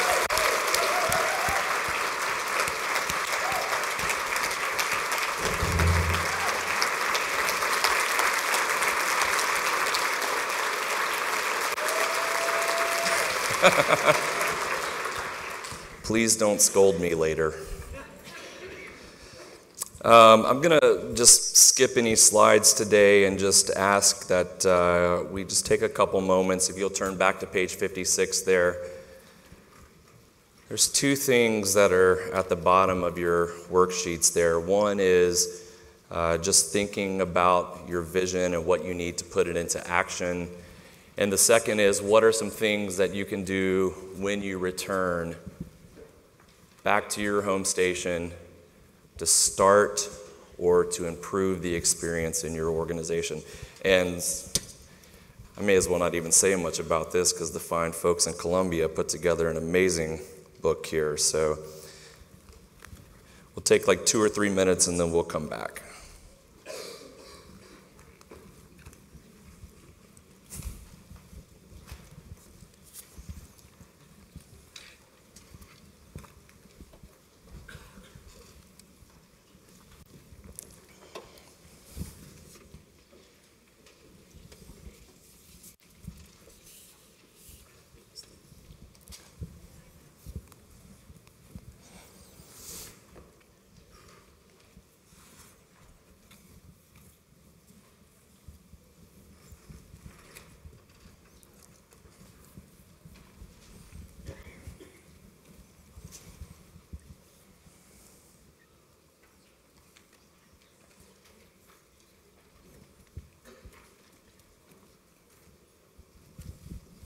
while we're waiting, where is Team Columbia, South Carolina? There you guys are.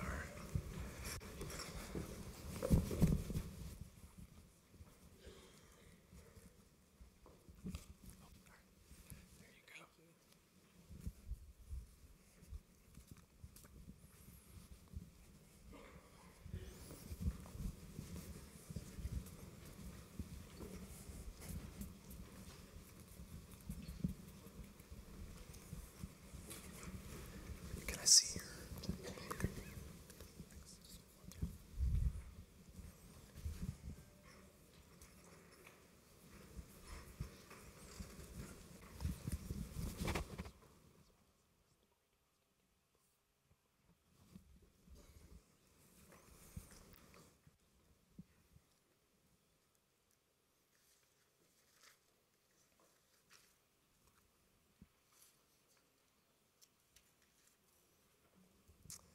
All right, I won't ask anyone to read today.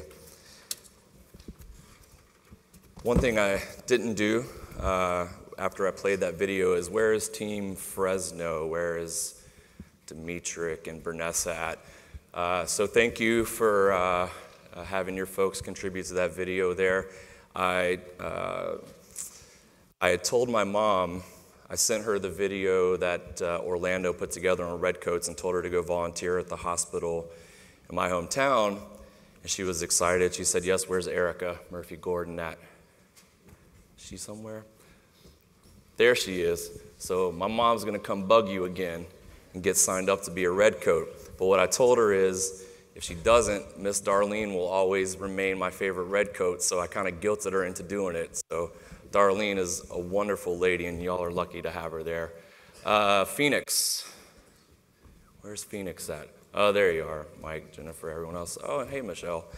Yeah, so thank you for having your folks participate and help us put that together. And finally, Mountain Home.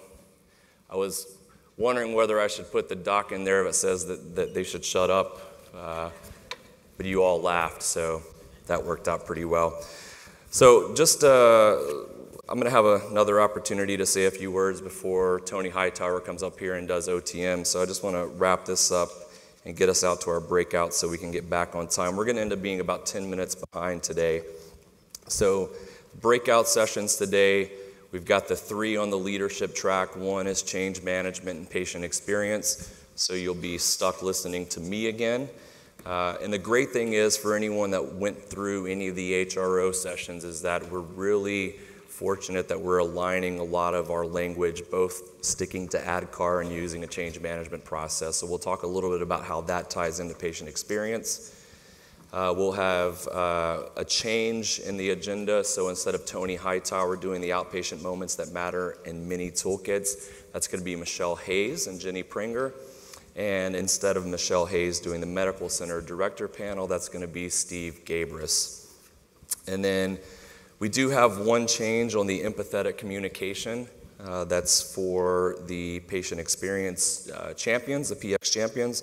They are only able to do 2 sessions today, so if you're interested in going to that one, make sure you go to one of the first 2.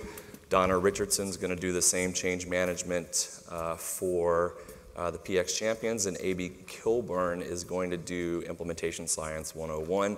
The HRO room still remains open, so if you're interested in stopping in and seeing them, they will be available.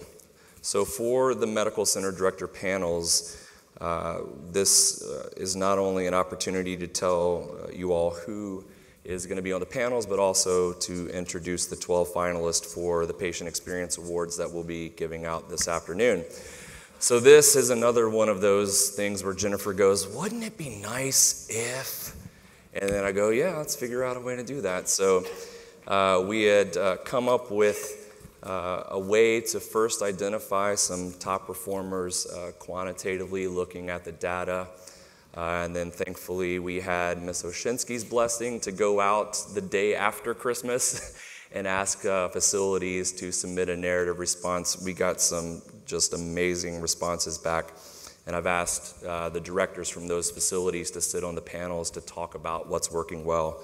So on panel 1, it will be John Rohr from Madison, who's somewhere in the back there, So Madison, Miss Levon Liversage from Fargo, Miss Susan Horsman from Black Hills, and Miss Sue Fuhr from Cleveland. All right, so let's give those four a round of applause. Madison, Fargo, Black Hills, and Cleveland.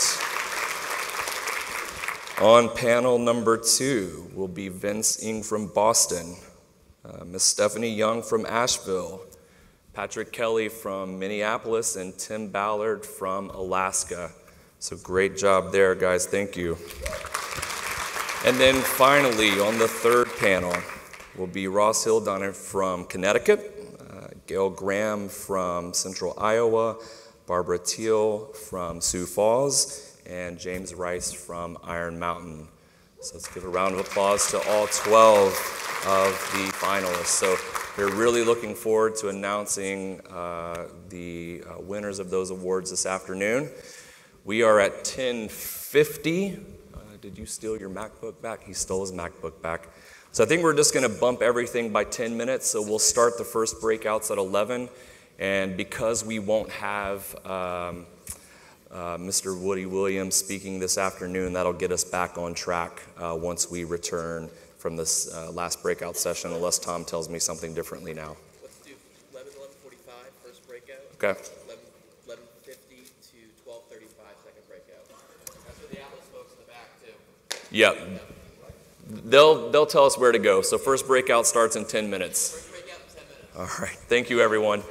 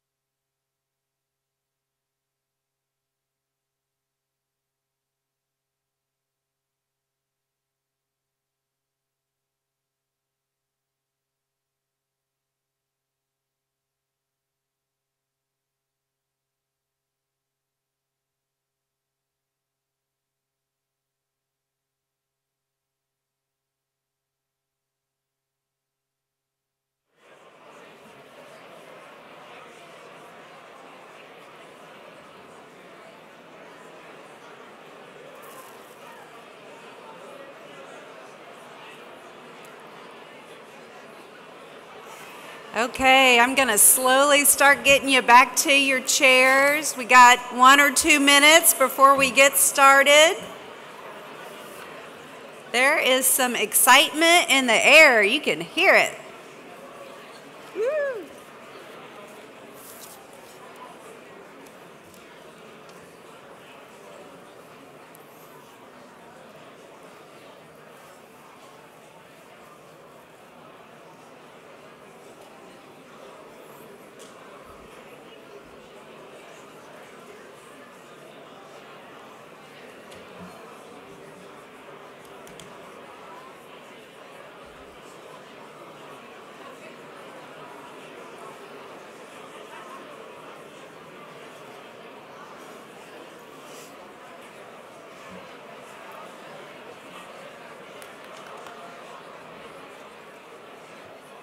Session. I know.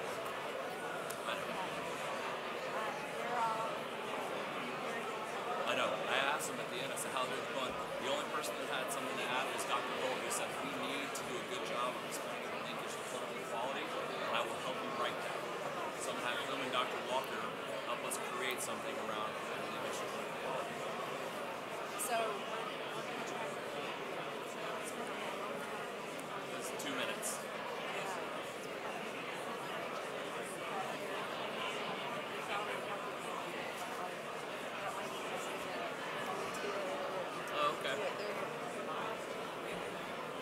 okay, I'm getting the thumbs up.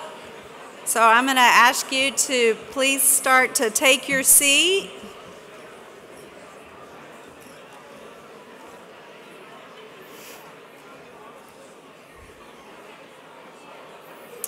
The doors are closing. That's a good sign.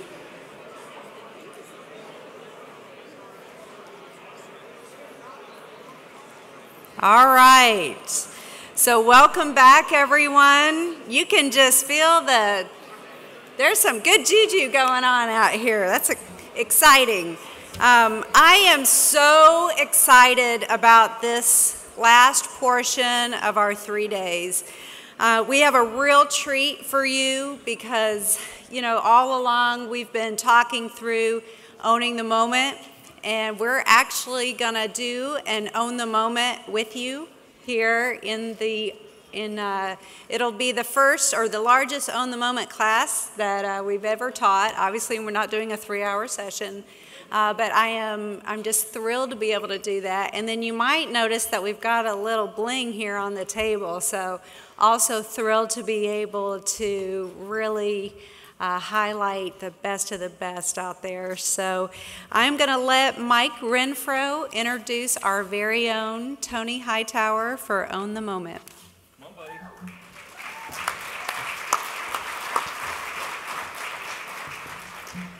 So before I do that, I just want to again say thank you to everyone for all of the great interaction, feedback, and everything that's gone on the last few days. This has been truly an incredible experience for us, and what for me might be, why aren't you up here?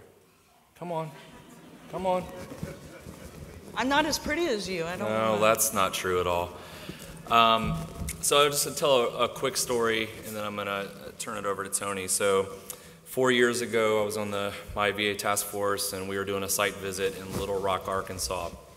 And Tony walks in, and she introduces herself. She's got this personality, and it's so charismatic, and she's wonderful, and you'll get to see that if you haven't already. And she says, I've got this idea around building this veteran-centered policing model. It's been in my head. How do we take community policing principles, infuse it into our police force, and really ensure that the way that we're policing in VA aligns to what our veterans expect from us? So Tony had come to VA. She's going to tell you her story after her military career and after she had some experiences that motivated her to want to come to VA to give back. So that was on a Thursday, whenever. A couple days later, the next week, I said, hey, Tony, can you fly up to DC tomorrow and brief the deputy secretary and the chief of staff? She says, okay. She gets up there, knocks it out of the park as always. I say, hey, Tony, can you come back and brief then Undersecretary Shulkin? She goes, yeah, knocked it out of the park. And then I was very fortunate that when I took this position working for Jennifer, that Tony was willing to leave the police force and come and work with us and help really take OTM to where it is. And I don't know where Dr. Scott is. Hello. Thank you for, one, letting us detail Tony and having her help us develop what we developed, and then sorry for stealing her. But Tony, I know that we're all here because we care about veterans, but I have never met anyone as veteran-centered to their core as Tony Hightower, or as wonderful a human being as Tony Hightower. So it is my, what did Woody Williams say this morning? It is my distinct and humble pleasure to introduce Tony Hightower. Thank you. So he didn't tell you that I had this awesome 30-minute presentation for the secretary, and I was just like, this is what I'm going to do. I get there, and Mike goes, oh, you have 5 minutes, and you have to have one slide. So he was very mean. I'm not going to stay up there. I don't like that. I'm going to be down with you guys. This is the agenda for today. How many people in here, by show of hand, have taken OTM? All right, well, get excited about it, because we're on the downhill now, so let's get excited. Let's have some fun. I'm just going to come and sit by you if you don't want to interact with me, because I don't like to be ignored. Is that fair? Yeah? Okay, good. We're going to do it anyway. So everybody's seen the agenda. We're going to talk about the difference between service and experience. We're going to do a little memorial ceremony for service, because I hate that word, because that's not what we do. We're going to talk about principles. We're going to talk about empowering your employees. We're going to talk about the VA way, and I know everybody's heard that said in a really good way, right? So we're going to take that back. Everybody seen this JAM article? Yes. What are we kicking butt at right here? Erica from Amarillo, what do you think? She was one of the very first OTM trainers, so she should know this. Outcomes, right? Clinical outcomes. How many clinicians in the room? Good. So you guys are awesome. Let me just tell you that. The clinical outcomes that we have is so far ahead of the private sector that let the veterans go out choice, because they're going to come back because you guys are awesome, right? So we're already doing good at that. What are we not doing good at? We're not good at what? Skills, right? Of interpersonal skills. That's the difference between service and experience. And we're going to talk about that and where we need to go. We're already doing a good job, so I want you guys to know that. Because it's easy to beat us up and say, we're not doing great, right? We have some stuff to work on. And while we do, I just want you to look at that and know that we're going to have all A's within the next few years. Jennifer Purdy said, and then so it shall be, right? She's the boss. All right. So has everybody seen this from the secretary? This is our priority. This is the way ahead. It's the first time in a long time that somebody at that level has said, this is what we need to focus on. Putting our veterans back into the center of everything that we do. Not that they're not already, but let's focus on it. Let's strategically plan. Let's get that done. I want to know about you now. So let me ask you, Dana.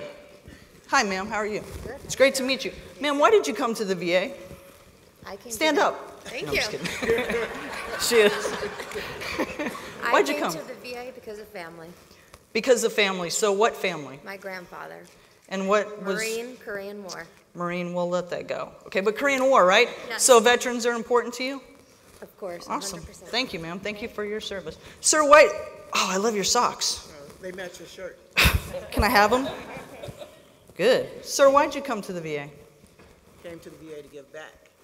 Okay. I'm a vet, and I get to give back to other vets. What service? The best one, the Navy. The Navy. We're going to have to disagree, but I still like you, and thank you for your service. I appreciate you. Sir, why did you come to the VA? I was hired as a veterans preference hire out of college. Okay, good. So that's awesome. And you're still here, so that's good. I'm still here. You didn't get fired or anything? I might tomorrow, but today I got a job, so that's good, right? Right. So everybody comes to the VA. Did anybody come to the VA just because it was a job and it was open? No? Well, there are some people, and it's okay. You know what? It doesn't matter why you came to the VA. What matters is why you're here now. And we're all here for one purpose, and that's to take care of our veterans. Everybody's seen this model this week, so we don't need to go over it, right? But what I will tell you, directors, is that there is a practical exercise in the 3-hour version of Own the Moment that is designed to be really engaging for your employees. They will tell you, based on the domains, what the strengths are in your facility and what the opportunities are. Your trainers then take all that data, they merge it together, and they send it to you for themes. Everybody remember the human-centered design stuff that you did this week, right? Great opportunity for you to do some human-centered design. Roseanne paid me to say that. Okay. Has anyone heard the VA way said in a bad way? Yes? Not recently? When did you hear it said last in a bad way?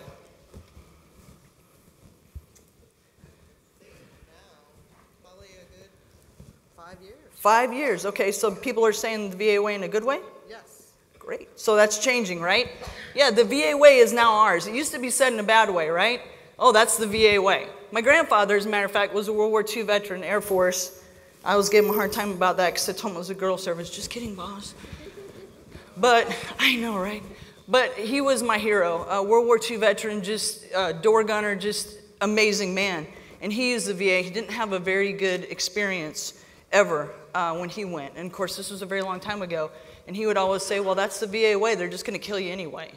And so that shaped my perception of how the VA worked. And it's come a long way since then. I will say it's not your grandfather's VA. This is completely different. We're awesome.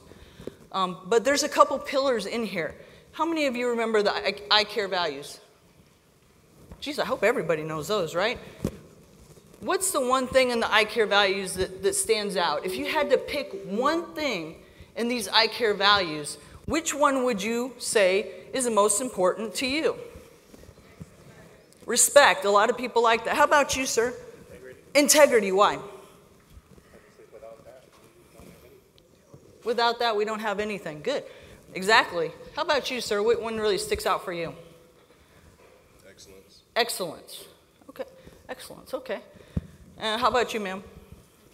Integrity. Okay. So we all have those different words that really we just levitate toward. Although they're all very important, it's always funny to me because service lines kind of levitate toward those words. Like if you ask a police officer, usually they're going to say integrity. If you ask a patient advocate, what do you think they would say? Advocacy. Oh, you get an A+. You still can't leave, but you get that. How about excellence and commitment? Usually our providers say that, right? So there's those words that we go toward, but all of them are equally important. Would we agree on that? We agree on that, right? You guys, you're going to have to just pump it up in a minute. We're going to have to play some music. So what about our shared purpose? What is our shared purpose? Why is this important? Ma'am, why do you think the shared purpose is important? It's how we come together. Is teamwork important for us? It's important, right? So I've heard a few people say in here and in other places, well, you know what?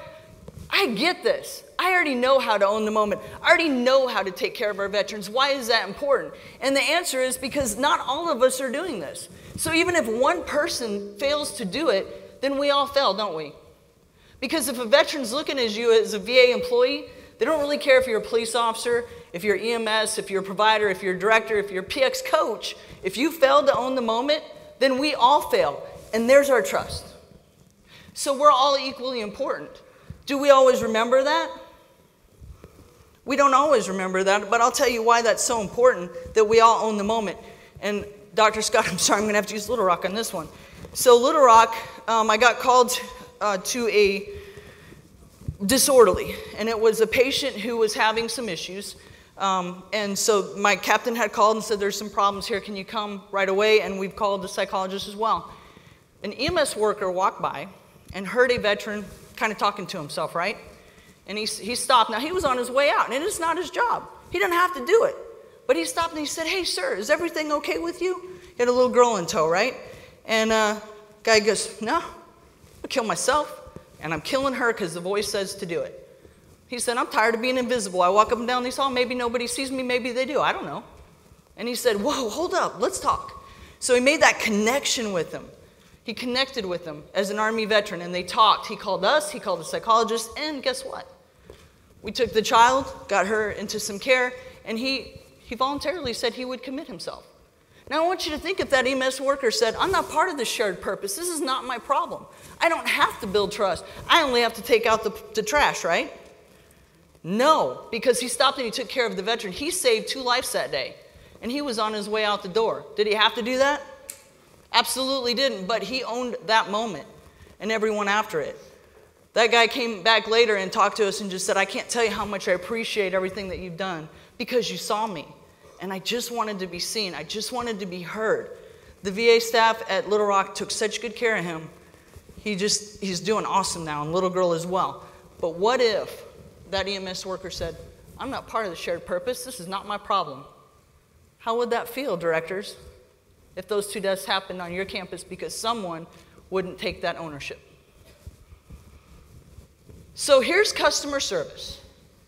This model is ease and effectiveness. Now, if you remember back to the JAMA article that we talked about earlier, what was it? Is it easy and is it effective, right? What are we getting on that? A, I think? Are we getting an A on that? Can everybody agree with that? So we're doing really good at customer service? We're not? Why not, ma'am? Why do you say no?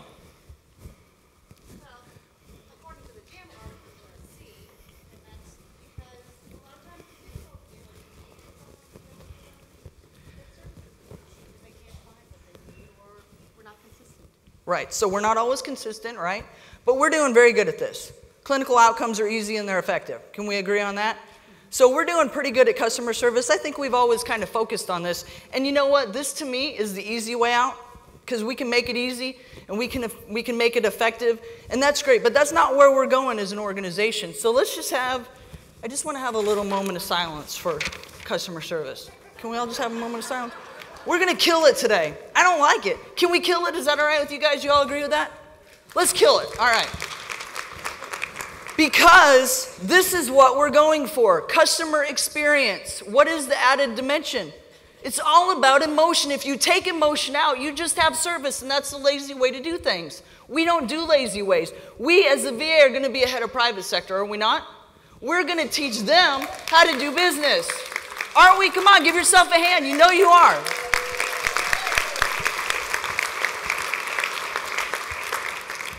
I'm going to tell you why I came to the VA, and it's all about emotion. And Dr. Scott, I'm going to use you a little bit. She was my first mentor in the VA. So I came out of the military, right out of Afghanistan, and I was in OEF as a task force warhorse commander. So I had a lot of duties and responsibilities, both law enforcement, garrison, and then we had some search and destroy missions. So I had a pretty big contingent of people. And as you can imagine, coming out of that kind of a combat situation, do you want me to have 2? No. Great. So we came out of that, and we were there for 16 months. That's a really long time to be in a combat situation. While I was there, I was told I didn't want to take R&R because I was one of those people, I don't want to leave my troops. I don't want to leave the battlefield and leave my troops here and I go home. But I was starting to make really bad decisions because I wasn't sleeping. I was worried. There was a lot. It was very volatile at the time in Kabul because the presidential elections were going on. And my colonel came and said, I'm not asking, Major, I'm telling you, you're going to go home. You need to rest and recuperate. You need to take care of yourself so you can make better decisions. You're tired. You're just worn out. It's been 10 months. He said, and you're going to be here probably 8 more. So this isn't going to be short. This is a long term. This is a marathon. So I said, okay, I'll go home. But he already packed my bags, so joke was on me. So I went home. Took me to the airport. I was like, all right, sir, you don't have to be so pushy. So he took me to the airport, and I went home. And I had gotten home. I was there for about 3 days. And I got a call from my brigade commander. And he said, we just need to talk. And are you in a quiet place? And I was like, well, sir, I'm kind of rustling up horses right now. It's probably not so quiet. Let me put the horses away. I'll go and get somewhere, and we can talk. And he told me that 20,000-pound VBET had come into the green zone, which, of course, you know, combat zones, there's never a safe place, even if you think there is. And my fuelers were out doing their job. They were refueling the fob. They weren't exactly following protocol because they had gotten a little bit complacent. And that VBED got real close. It got too close. It blew up. Took out part of Camp Eggers, and it took out 2 of them immediately. And the last one was medevac back to Longstool. Now, one of them that died immediately happened to be the guy that I went to the gym with every morning. So lifting weights was my thing. It's how we relaxed, and that died in me that day, as it were. And if that wasn't bad enough, then we had one that was getting medevac back. And she went from Longstool all the way back to Houston. Now, as with all of the VAs, you know that the BAMCs and the VAs kind of help each other. So I was a little bit worried that the VA might get their hands on her, and I was even more worried that the Army was going to have their hands on her. So I asked what the condition was, and she had lost most of her limbs, and she was burning slowly from the inside out. She was 20, and she had a 2-year-old daughter. She was single. So I was really concerned about how that looks. And I thought, this is not going to be good because the Army is not going to keep me informed, the VA is not going to keep me informed, and I just don't think this is going to have a good outcome. Because, again, at this point, I wasn't a touchy-feely person at this time in my life. But what really turned it around for me was the nurses set up a Caring Bridge account. Do you guys know what that is? Yeah, right? Awesome. I didn't know what that was, but as the commander on the battlefield now, I'm getting updates on how Simone's doing. And they just reassured me that they were taking care of her parents, and they were taking care of her daughter, and they were keeping her covered enough so that they wouldn't know exactly the extent of her injuries. Simone laid in that bed for 90 days, and 92 she died. I can't change that. But what I can always remember is how they made me feel. Those doctors knew that at the end of it, and they were honest with me, she's probably not going to make it. But what we can promise is that every day until that day, we're going to not only take care of her, we're going to take care of her family, we're going to take care of her children, and we're going to keep her as comfortable as we can. Right? Clinical outcome, I didn't care about that. What I cared about is how they made me feel. What I cared about is how they made her family feel. Because her family will forever remember the kindness showed while Simone was lying in that bed dying. And at that moment, after a lot of loss and a lot of, that was my 3rd combat tour, I said, I've got to get out. I can't take much more heartache with losing people. And at that moment, I said, I got to go to the VA. I got to try to make a difference because I think they're doing great things. And if they can do it once, then they can do it every single time. Because I will ask you to just, in your mind, think about it. If that was your daughter laying there, if that was your son laying there, would they still be a number to you? Would they still be I got other things to do? Would you still rush them through? Or would you make sure that at the end of their life, you gave them every bit of who you are? And I know the answer already because I get my care at the VA. You already do it, but we don't all do it all the time. That's why this is important, so that we all do it in the shared purpose. That's why I'm here. It's really about what Maya Angelou always says. Have you guys heard this? You're going to forget what people said, you're going to forget what they did, but you're never going to forget how they made you feel. So important. Also on this, who is our customer in the VA besides the veteran?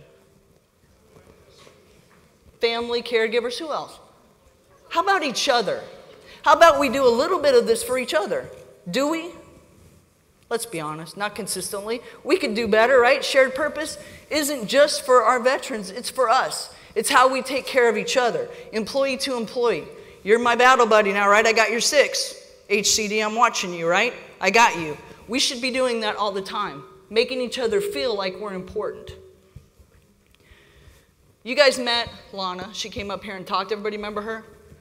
Well, I had lunch with her, and I'm going to tell you, she watched this video, and she's like, they cut out every bit of my funny. And I was like, I don't care. I use that for my stories. She said, but I'm really funny. She was. She's hilarious. So I told her I'd give her a shout out and say, let everybody know she's super funny. But, but it's a good point because we still go through things. There's still those wounds. So I want you to watch this video. It's 7 minutes. It's not always that easy to watch. It hits me different depending on the day. You need to get up and walk out, please do. But please watch this video, and we'll talk about it as soon as it's done. I'm that guy that was homeless at the age of 7. I'm that guy that watched a guy that he'd play basketball with every Saturday or Sunday die in a fire in the middle of the desert. I'm that guy that is going through bankruptcy, and I have no idea where my next meal is going to come from.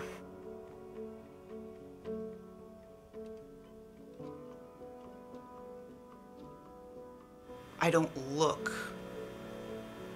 injured. I do walk with a little bit of a limp. I do, I have shoulder problems and so forth, but, I don't have any visible scarring. When they did the brain surgery, they went through my nose. I lose words, but I cover it. I'll never be where I was.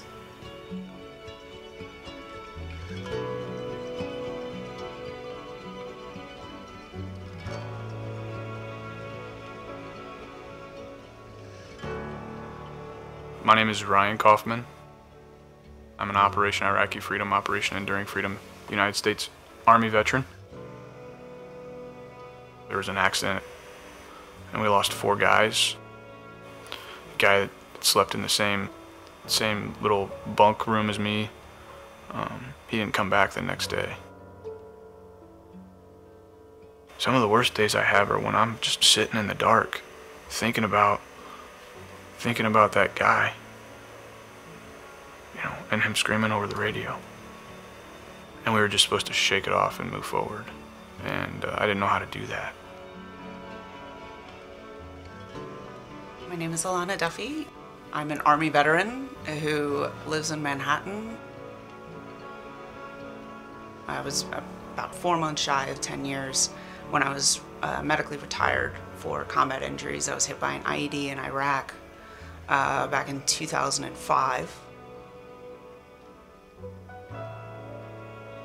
I had migraines starting that day, nightmares starting that day.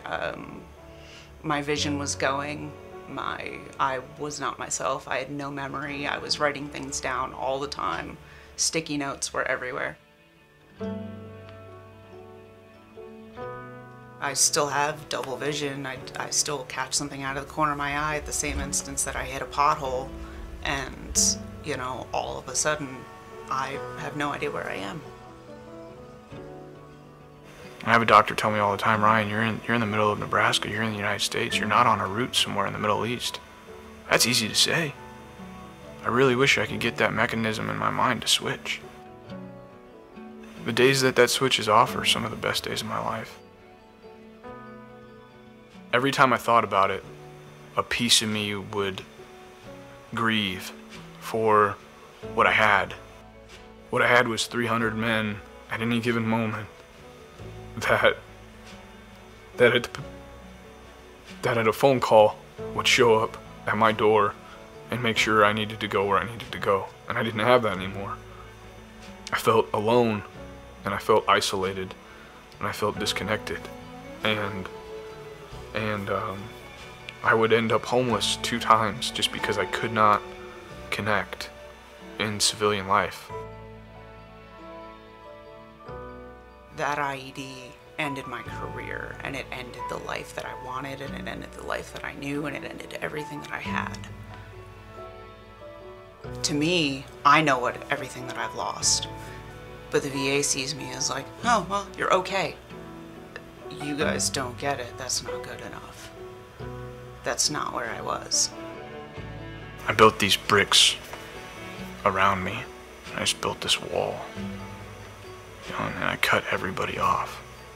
And your friends start falling off one by one, and your family doesn't know why you've changed. The anger gets worse, and then it comes out when you least expect it. And it may be that this appointment with my mental health provider is going to keep me stable for the next week. And she's out today. And now what the hell am I going to do? And I get ugly. I start demanding. I become entitled. I mention how your system sucks. I start talking to you as if you are the system. What you don't see is that I've been up since 2:30 this morning with a crying baby. And what I don't see about you is that your dad has cancer. And he's been sitting in the hospital for 6 weeks, but you got to come to work anyways, and you're sitting behind the counter and you're just holding it together by a string. This whole VA employee veteran thing goes both ways. I think that a lot of people at the VA really care. I think that they do care about the person. I think that they do care, that, I show up and I'm in pain and they want to fix that pain and they want to help. And it's not an overnight process. And I hate going to therapy every single time, and my therapist knows it. And I've found that a lot of the best types of therapy is in helping others and in helping my fellow veterans and in helping the community, because it helps me remember that there's something bigger that I can still contribute to.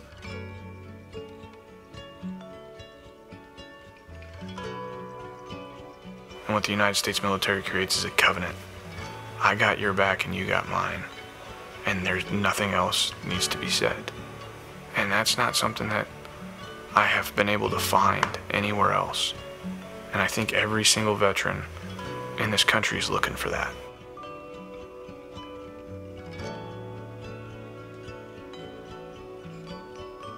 I've watched a fellowship of veterans grow around me, and I want it for every single person that I come in contact with.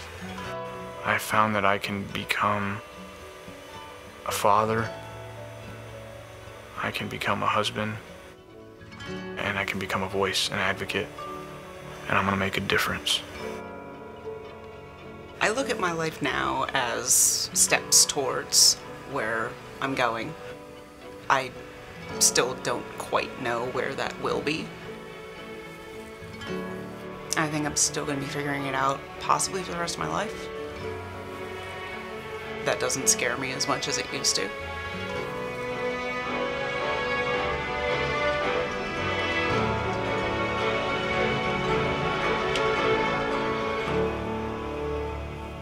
What'd you think about that, ma'am?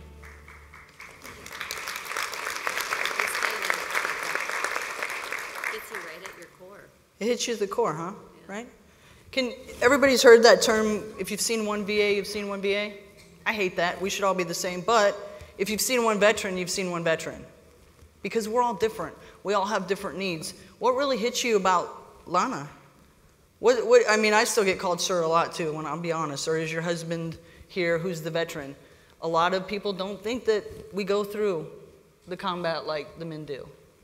Because I don't know if you know, but the enemy's not gonna be like, ooh, girl, my bad, I'm gonna come over here and fight a guy. They really don't care. So did that strike you with her? It did? How about not all wounds are visible?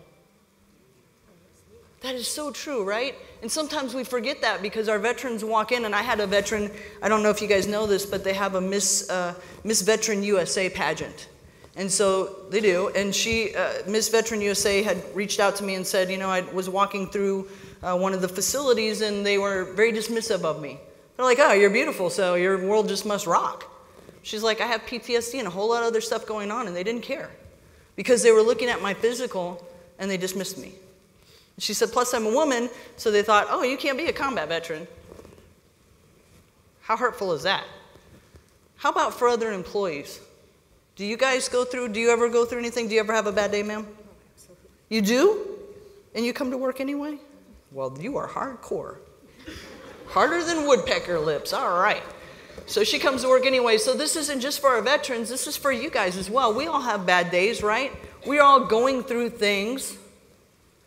And that goes back to the shared purpose. Are we taking care of each other? Are we realizing that maybe my friend at work is having a bad day? And if I don't take care of you, how can you take care of our veterans? So not all wounds are visible. Not for us, not for our veterans. And it's a partnership, right? With our veterans. And they know that. I get so much good feedback. Flying out here, I had a Marine sit next to me, and I asked him if he was enrolled in the VA, and he said, I wasn't. But now that I'm talking to you, I want to tell you I'm getting a lot of great feedback from the VA, and I'm ready to come. He was a Vietnam veteran. He's like, I didn't want to do it, but now I do. So that just speaks to what you guys are doing. Again, get excited about what you're doing because that is all you guys. We give you a little bit of tools and we support you a little bit, but you guys are rocking it. You're bringing veterans in droves to come get the care that you have to offer, and we know what comes with that. Let's put our players on stage. Has anybody seen this model? Good. I won't say that there's somebody on our team that hates Disney. I pray for her soul every day. So, I won't tell you who it is though.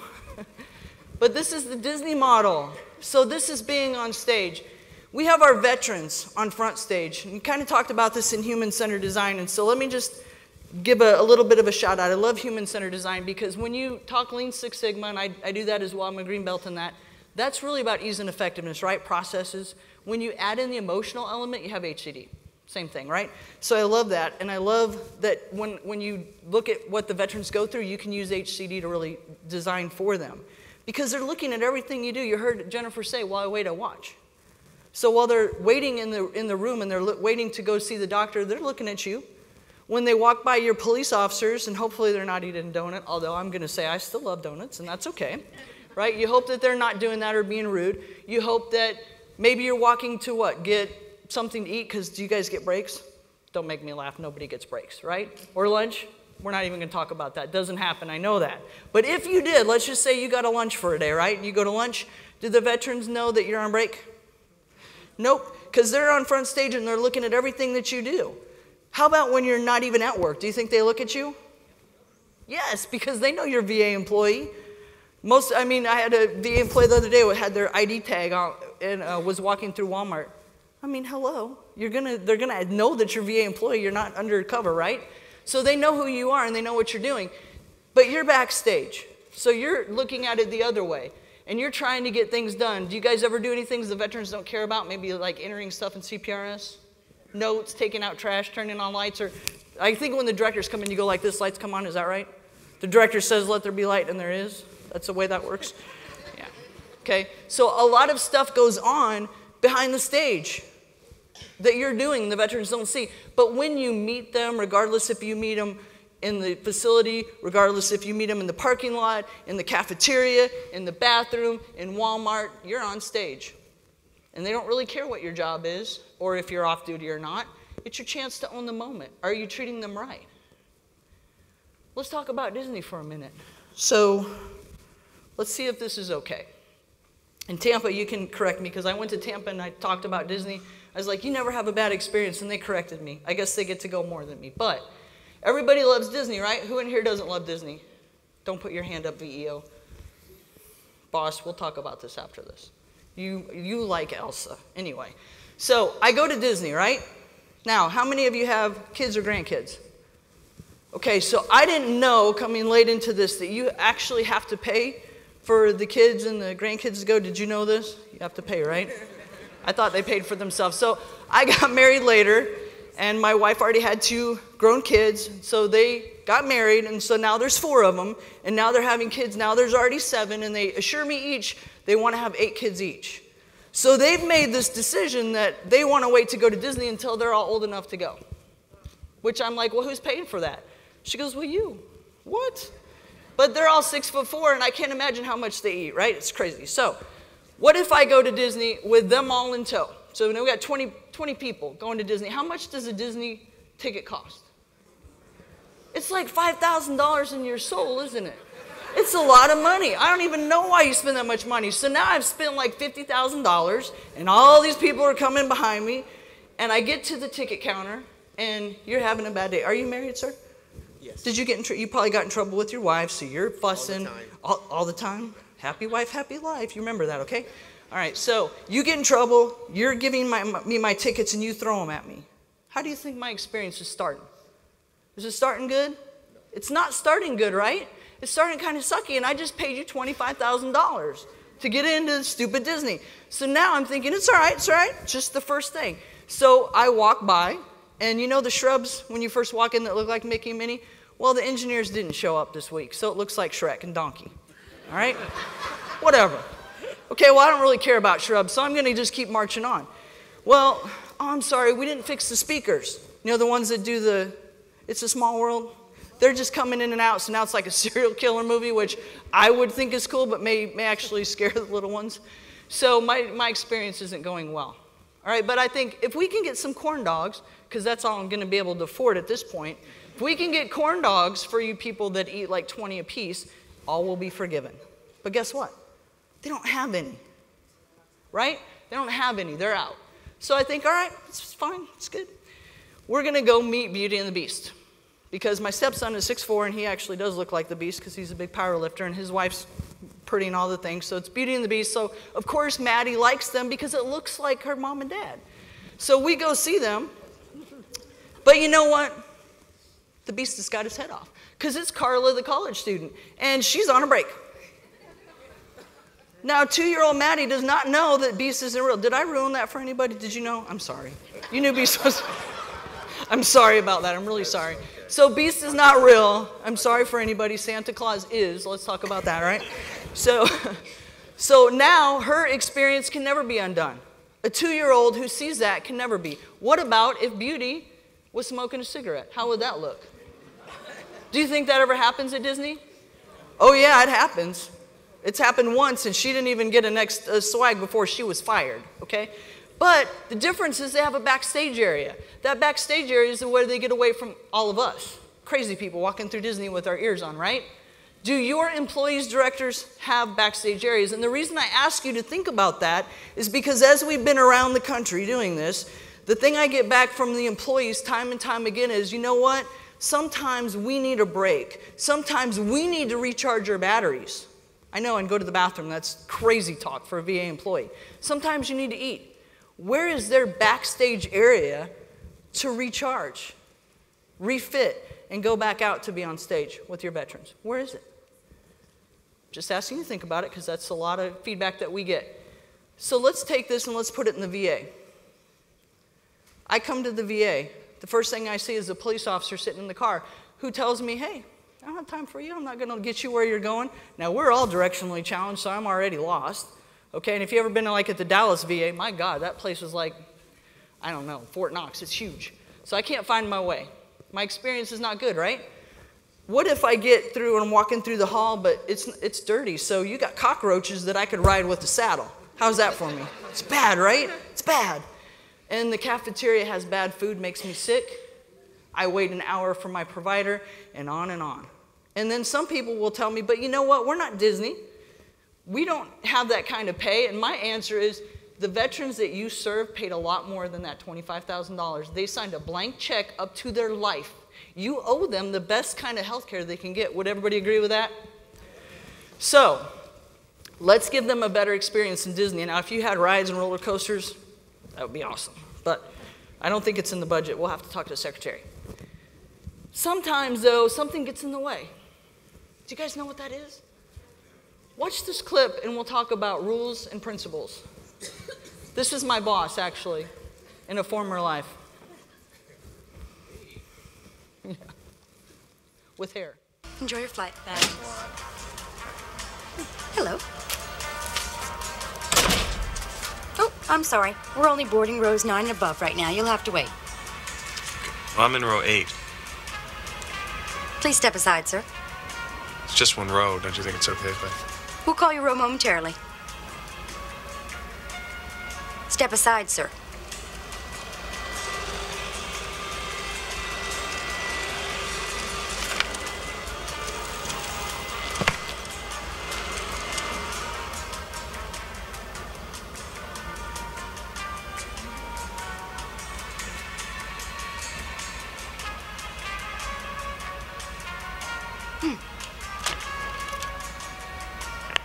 Thank you for waiting.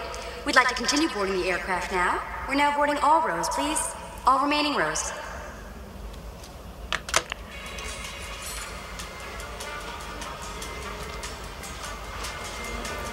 Hello.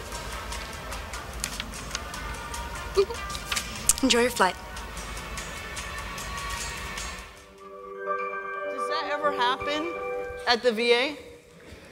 Do people ever use the rules as a way to get around and providing good service? We have to do both. We have to do both, right? We have to follow the rules because they're there for a reason. But going above and beyond to me is principles. Are you empowering your employees to follow those principles? Are you walking the walk? Are you holding accountable? All of those things that go along with this. I can tell you that, and again, Dr. Scott was my very first mentor. Really what turned me was, and coming in, I was a police officer and all the things, and I was like, I'm not going to be touchy-feely. Why am I going to patient-centered care retreats? This is stupid. That was my first answer. And she was like, you're going to go. All right, ma'am. Yes, ma'am. So I go. And after a week, and they broke me down, it's like basic training, right? Reverse basic training.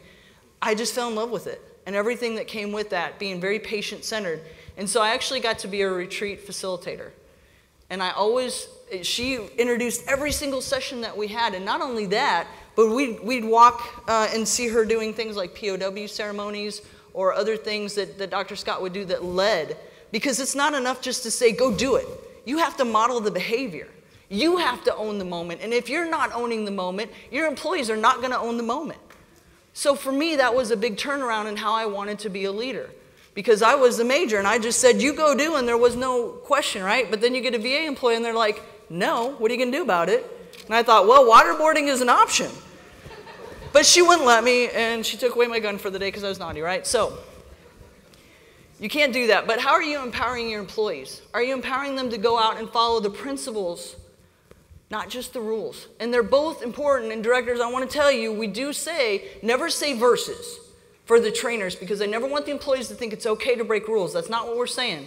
We want you to follow the rules, and if the rules don't make sense or they're not customer friendly, then you have due diligence to bring it up the chain of command. So I spend a whole lot of time with trainers making sure they don't say verses. Does that sound good to you? You like that, don't you? I knew you would. All right. So let's add all up what we've talked about with the dimensions and the principles. When I look at the dimensions, the 3 E's, ease, effectiveness, and emotion, that's equation. You have to have all 3 of those things to have a good experience. But how do you do that? We get that a lot. Well, how you do that is you apply the OTM principles. It's pretty easy. Has everybody seen this video on doubts? Everybody's seen it? Okay, then I'm not going to play it again. But I will say that how do you feel when the veteran comes? Do you expect them to be doubting Dallas Freud, that they're going to have a good experience, or do you want them to know they're going to have a great experience? B. Do you see what I deal with in Dallas? Because I'm actually from there. Okay, good. Thank you, sir. You get an A+. A+, sir. So good. Yes, ma'am. Not everybody's seen it? You want to play it? She said, roll the footage, please. Let's do it. Yes, ma'am. I'm here for you.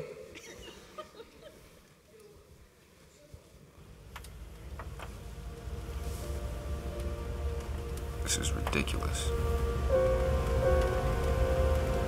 I don't even know why I'm doing this. This is it. This is the VA.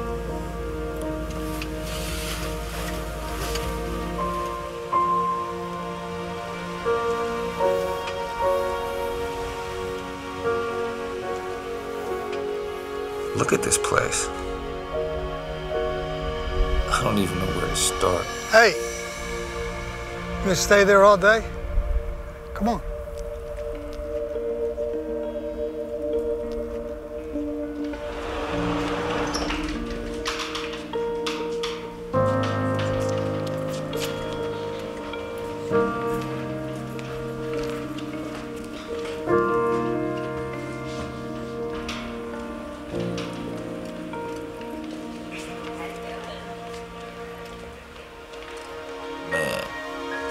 Getting soft?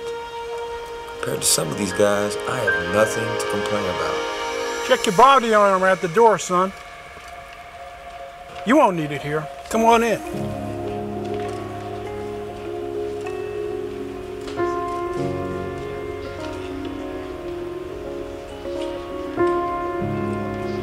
Okay. The older vets are nice, but I'm sure the staff is going to be no different than the people Thank you for waiting today, Corporal Ramirez. It looks like your appointment today is at the green team. If you take the elevator to your left, it'll be the 3rd floor. Thank you. Next, please. Huh. College. One more thing I'll never... It's a really good hotline, you know. It'll take all that GI Bill stuff and, I don't know, make it a lot less complicated than it seems. At least it did for me. My name's Tony. I was in the 1st Cavalry Division. I'm with the VSO. We're up on the 3rd floor. If you have any questions at all, you can come up and talk to us anytime. How long have you been back? Oh, about 3 months now. 3 months? Welcome home. About 2 days.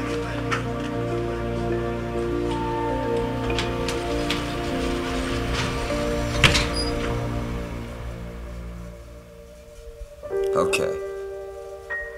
So this is where all the smiles stop. Some shrink asks me if I've ever killed anyone. I bet they don't even know what an IED is. I am so sorry. Hope you haven't been waiting long. We do a group with all our OEF vets on Fridays, and it's just so hard to stop once everybody gets into it. Especially when we start listing all the different kinds of IEDs. But before we start with all that, hello, I'm Dr. Shirley Cole. welcome home. And thank you for your service, Corporal. Just so we can get to know each other a little bit, why don't you start by telling me a little bit about your MOS, your deployments, and how things have been going since you got back. What? Not what you expected? You know what? It's not what I expected at all. Well, you're not the first one to say that. I've heard a lot of guys say that.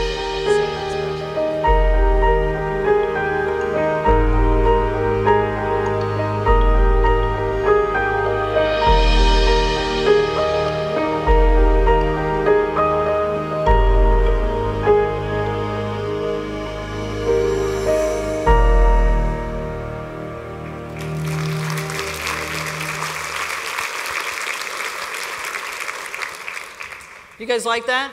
Is that what we do every single time? A lot of people say no, right? That's why we're here.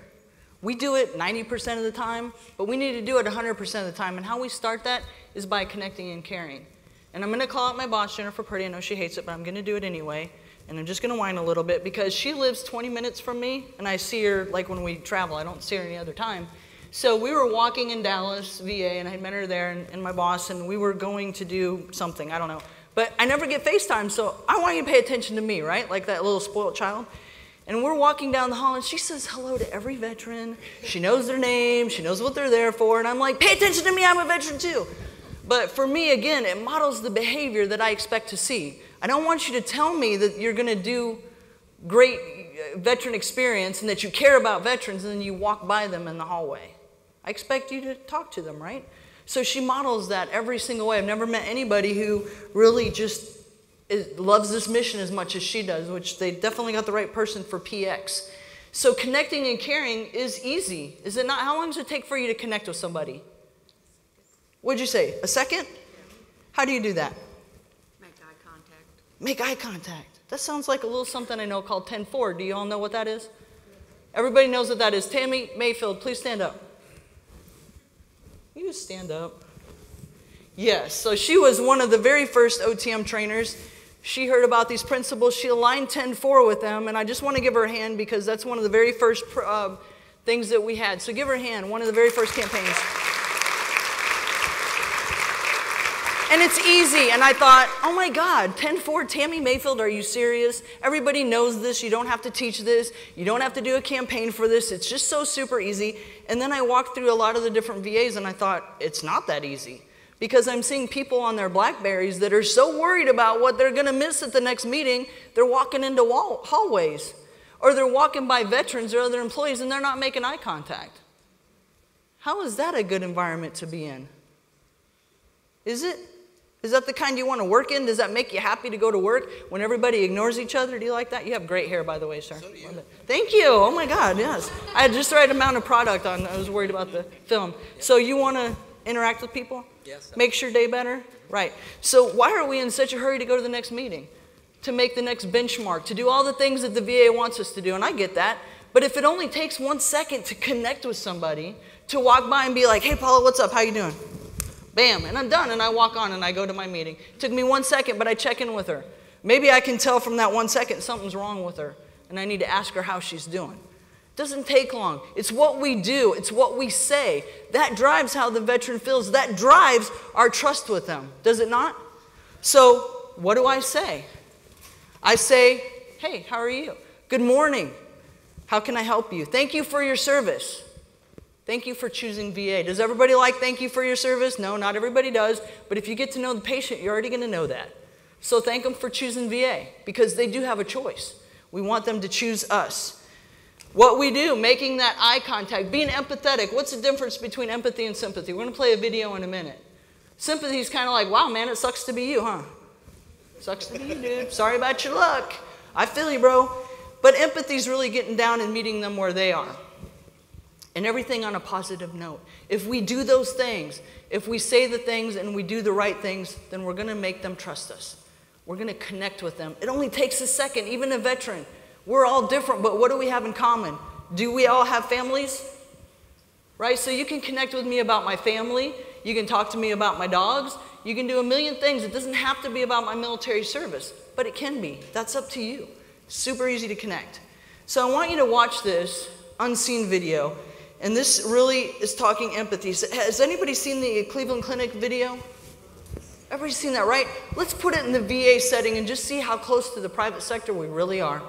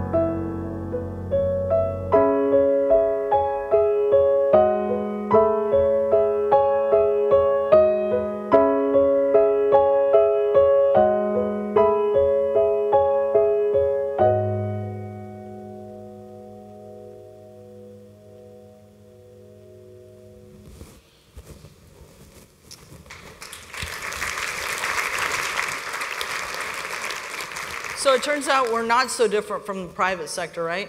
Everything that's going on here is exactly what happens in daily life. Are you seeing the things that are going on in the hallways with our veterans and with each other? Are you walking by? Are we not paying attention? Are we really looking? What did you think about that video? Really hit close to my heart. Why? Because I know sometimes I go to work and I had a hard day, but yet that's not that veteran's problem that I had a hard day. I want to make his day a little bit better too. Good, there you go, because we're in it for them, right? Yes. But we should be taking care of each other. And I'll give a shout out to my team. There's only 7 of us. But last week was one of the hardest weeks of my life. I had to put down my dog that I had for 13 years. She walked me through PTSD and a new marriage and a lot of things. And it was so hard to walk through that. And they all checked on me and just made sure I was okay. Because there's not a whole lot that'll crush you, but that certainly did it. So that was empathy. That wasn't just, hey man, it sucks to be you. They really got down there with me and raised me up and made me better so that I could serve you guys better. That's important, again, not just for the veterans, but for each other. We've got to look out and we've got to pay attention. It's all about understanding and responding to needs. And I'll just tell you a quick story. I was the chief of police, again in Little Rock, and had some issues. Didn't ever want to run when I got out of the Army. Did anybody feel like that when you got out of service? You can't make me do it. I do what I want. I'm grown, right? until you get married. And then my wife said, nope, we're running again. And I was like, no, I'm not. You don't tell me. And then we ran. So, because she does tell me, right? So I felt like my heart was going to explode, and something felt wrong. And I thought, oh, this is not good. Like, it's only been a month. I know I'm not that out of shape. Maybe it's the shoes. It's got to be the shoes, right? So I ignored it, and finally passed out. Went to a clinic that was in Beebe, Arkansas, and there's only like 5 people that live there. And at the time, I was one of them, so it was not very many people. Very small clinic, and he said, you probably have allergies. No x-rays, no blood work, no nothing. Sent me home. Had a couple more issues. A couple days later, went to another clinic, and he said, well, your troponin is a little bit elevated. You'll probably be fine. Just go to a cardiologist in a few weeks. No x-rays, no anything else. Sent me home. Going to get the director and do a POW ceremony, so I'm in my dress blues, pass out, hit my head against the floor, and the next thing I know, I'm in the ER, which really made me mad because, first of all, my uniform now is dirty, and I'm in the ER in this whatever you got me in, not looking cool because I'm the chief of police, and here's all my guys looking at me, right? Turned out I had bilateral pulmonary embolisms. Yeah. Which I didn't think was a big deal until Dr. Scott came down and said, you need to simmer down, and took not only my cell phone away, took my BlackBerry away and told me to simmer down and go home. So she made me stay home for 2 weeks. Became an inpatient, and I can tell you it was fabulous clinically. There was not one single mistake made. The VA saved my life. You guys did that. You saved my life. Where the private sector let me down, not once, but twice. But you know what I remember about that, and you know what I filled out in my SHEP survey? They tried to put me in pink pajamas. Do I look like I want to wear pink pajamas? No, I don't.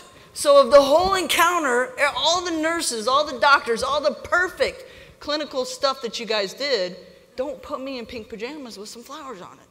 So when the SHEP survey came, guess what I said? Oh yeah, it was all about those pink pajamas. Every single answer, don't put me in pink pajamas. And my wife's like, that's not what the question said. Well, that's what I'm answering, right? No, and so they didn't understand or respond to the fact that I'm the chief of police and you don't make me look like a punk in front of my guys, right? Make me look tough, right? It's just a little thing, but that is what drove my experience. See, again, it wasn't about the clinical encounters. You guys did perfect with that. It's about the experience. It's about what I needed.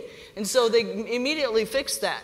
But the nurses and the doctors and everyone else was great with active listening. They were perfect with the open-ended questions. They were great with all the clinical stuff, all the medicine. Everything else was just A+, except those pajamas. So don't give me pink. Sounds good to everybody? Don't do it, all right? Guiding the journey. Do you know that when our veterans get out of the military, they look to us? And then we want to keep them until they're an NCA, right? That's how long we want to keep them? Can we say that?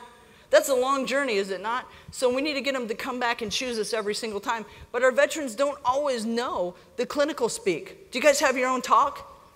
Do we have acronyms in the VA? Any acronyms, Tom? One or two? NCOD. NCOD, I don't even know what that means right now. Yeah. Yeah, so there's a few acronyms. So maybe they don't know what it means. We need to make sure they know. How about getting surgery? Has anybody had a surgery in here? Was that scary, ma'am, for you? Why? Because I'm a new nurse and I worked in the OR and I know what can go wrong. You, oh my God. Okay, so she worked in the OR. She's like, I ain't having it, right? So you already know what can go wrong, and so you're nervous. Think about somebody who doesn't know and maybe doesn't understand the process. And my boss asked me to tell the story because it's funny now. It was really funny at the time. But I was in between VAs and jobs and everything else. So I had had some hip issues, went in to get an MRI, and they said, well, we found something. But just when you get to your new VA, just go in and see primary care and they'll tell you. Well, I knew it was something because I was already having severe pain. So I waited and I got in. How long do you think it takes you to get into a new doctor? How long? 30 days. I wish. Any other guesses? 4 months. Okay, so I'm in pain for 4 months, waiting to see the doctor, finally get in the doctor, get an x-ray, who says, oh yeah, there's something going on there. I'm going to send you to OB.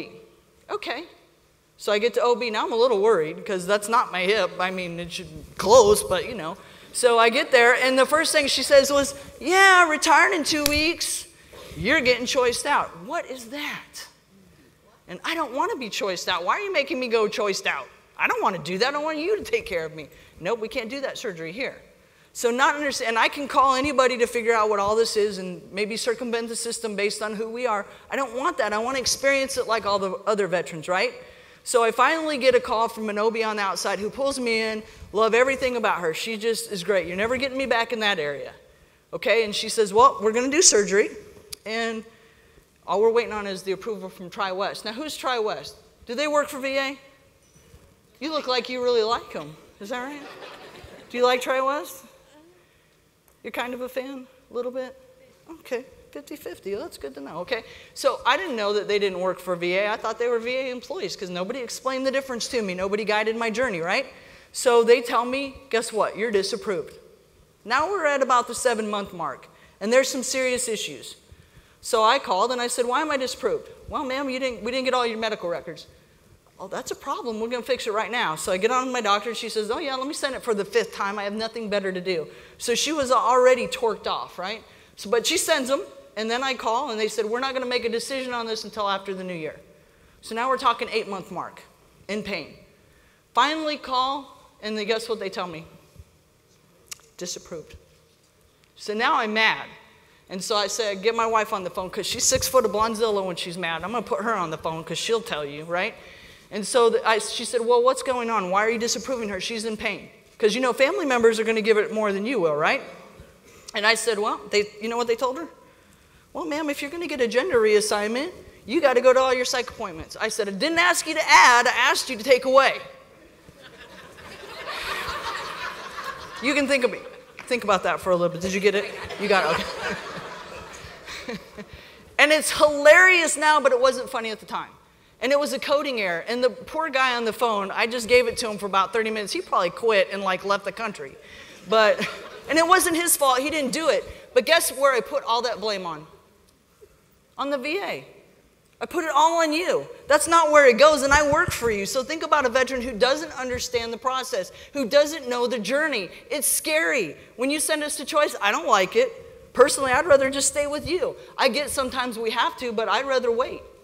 That was a terrible journey with a lot of pain, and it turned to be a 10-month ordeal.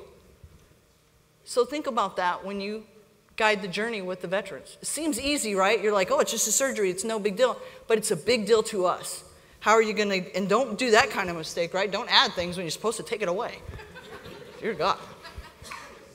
So let's talk about the VA way for just a moment. Everybody remember the We Care behaviors that are coming out? Are you excited about that? You're not excited? You better think about it. It's going to be so exciting, right? It's going to be exciting. But there is a baseline, and this is where it came from. And we realized after we gave it out that maybe there's We Care behavior specific to the service line.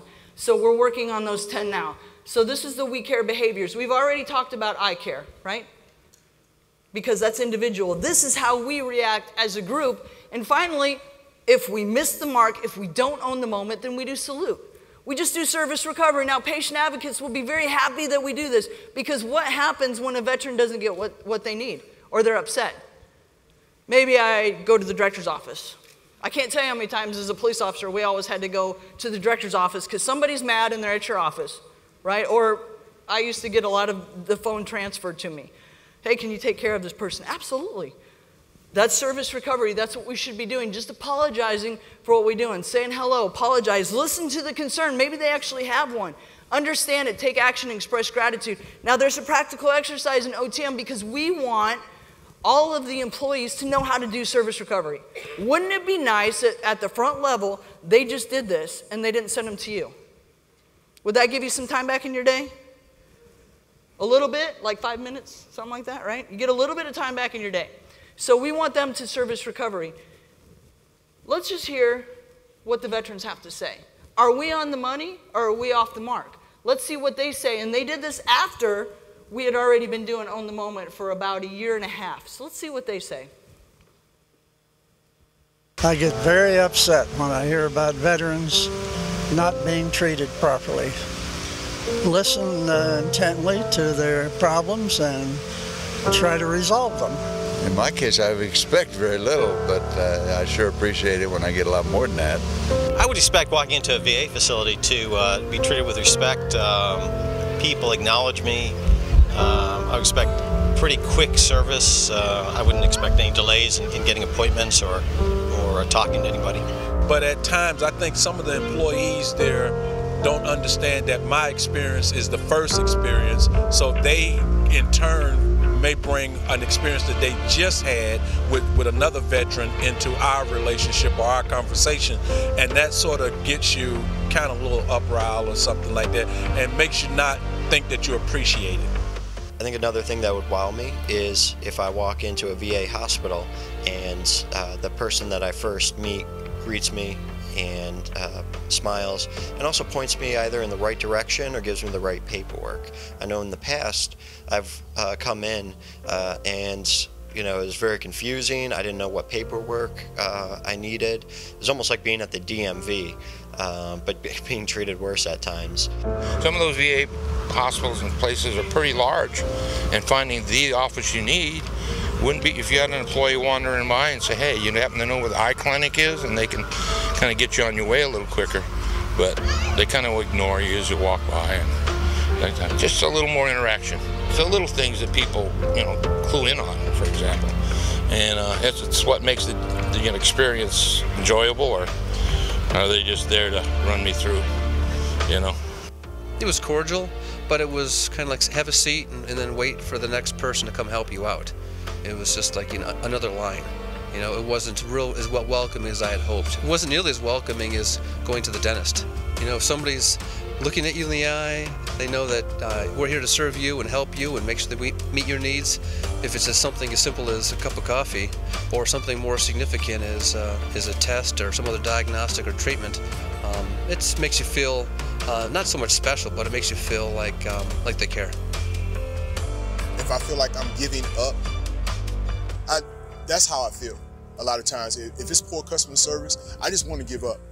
Yeah, I mean, I'm transitioning, and I am going National Guard, so I will also have civilian employment and kind of lean on National Guard a little bit, but I still have to work with the VA, and I'm actually debating right now with new civilian employment whether or not I should get the civilian health coverage just so I can go the civilian route on certain things versus relying on the VA. People I've witnessed have advised me to do so. It should be, that was an easy experience despite what I'm going through.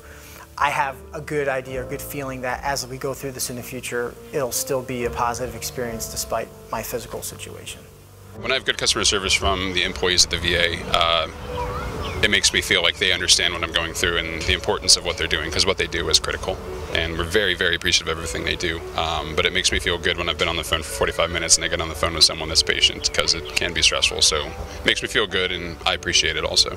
I know what they do is stressful, but just try to be patient with us, and we'll try our best to be patient with them. But just remember that what you do is critical and how much you are helping us. And I am very grateful to everyone at the VA for their help. Yeah, I am a nurse. I'm a nurse at the Kansas City VA. As they walk in, I say, how are you today? Is there anything I can help you with? What you here for today? How can I help you? And they love it. They love it. If they don't know where they're going, I can help you. Since I've been there so long, I can get you where you need to go. Where do you need to go? And they love it. They love it. They love it that someone wants to take that ownership, and I own it. Own that moment with the veteran. Own the moment.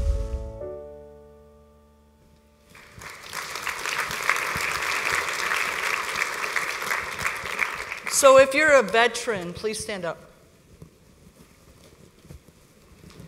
Give them a hand. Thank you for your service. Have a seat. If you are not a veteran, please stand up. Thank you for your service. Now everybody stand up. I want you to repeat after me. I state your name. Your name. Oh my, you guys, we're going to go back to the drawing board. There's a lot of Marines in here. Okay. I do solemnly swear that I will support and defend the Constitution of the United States against all enemies, foreign and domestic, that I will bear true faith and allegiance to the same that I will take this obligation freely without any mental reservation or purpose of evasion, that I will well and faithfully discharge the duties of the office of which I am about to enter. So help me God. Now you've been reaffirmed, you've been resworn, because that's the VA oath. And oh, guess what? It's the same as the military. So veteran or non-veteran, you are serving, and I appreciate you. I'll leave you with this. I am only one, but I am one. I cannot do everything, but I can do something. I will not let what I cannot do interfere with what I can. So I will say to you, be the one that's the fire. Go back and start it and own your moment. Thank you.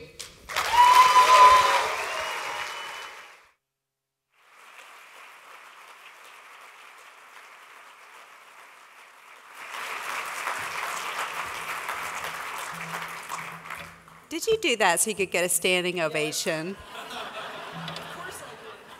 What about some Tony Hightower? How about it? I'll tell you that I have been blessed with an amazing team, but I have never met anyone with the passion that Tony Hightower has. And I wanted you to see it and feel it, because if she can't get it through, and not that you need to get it through, but it's so deep and raw, and she is everything that we represent. And Tony, you nailed it. Way to go. Okay, so now we have the pleasure of doing some awards. So I would like to invite Dr. Stone, Mr. Connell, Dr. Davis up to the stage, please.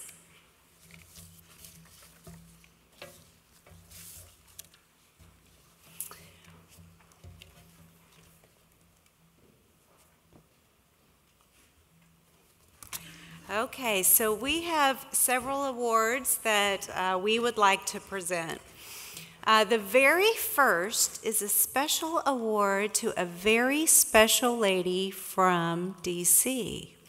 So I would like to ask all of the folks sitting at the table here, the Medical Center Director, Michael Jaime, the Chief of Voluntary Service there, Dean Swan, the Supervisor there, Jewel Belk, and the Deputy Voluntary Service Chief, Prince Taylor, to join a very special lady, Miss Nadira Reese.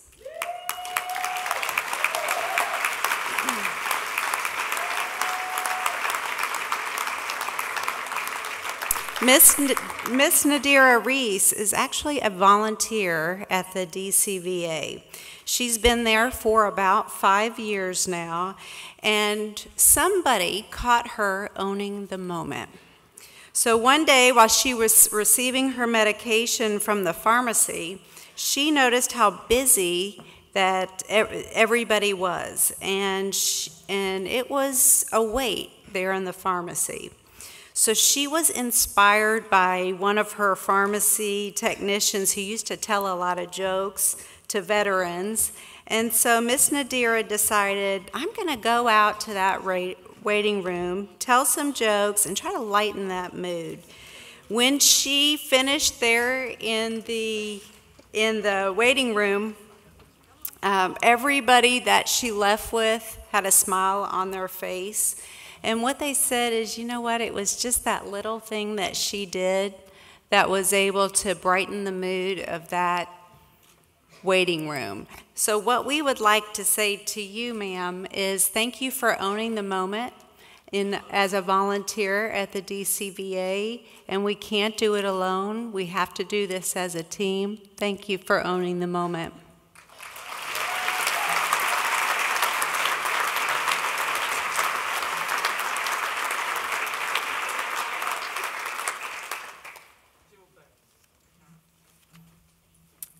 Okay, I think Ms. Reese wanted to say just a word here, so so you are welcome to come up.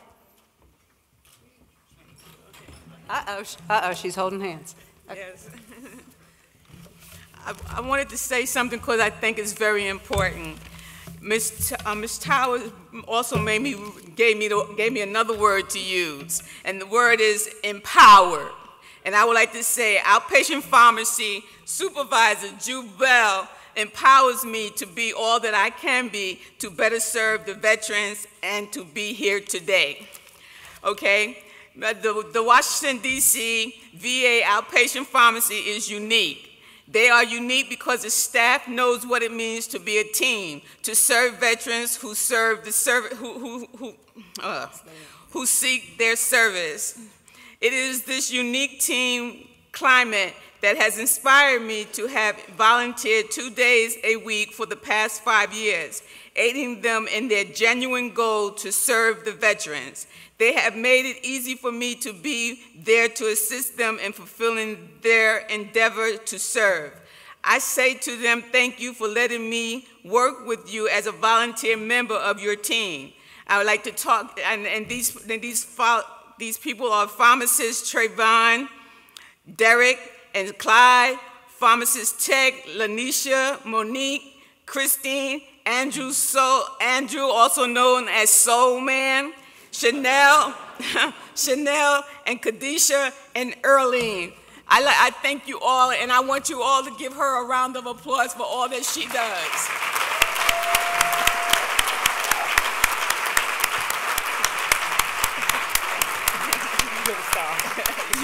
No, sure.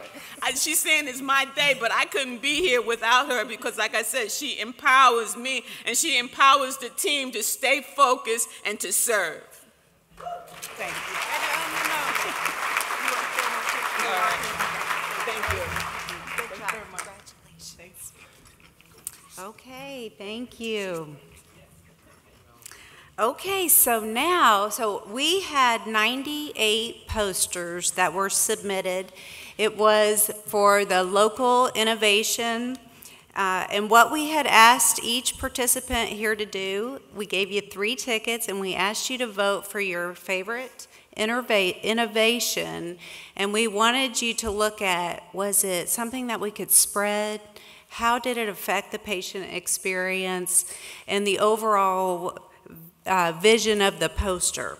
So we counted, did we count last night, all of those tickets, and we have the winner. But I wanted to say that there were 3 posters that had the highest counts. So I'm just going to acknowledge the two kind of runner-ups, and then I'll bring up the winner here. But the poster who would have gotten 3rd place, wanted to just give a shout out to Central Texas.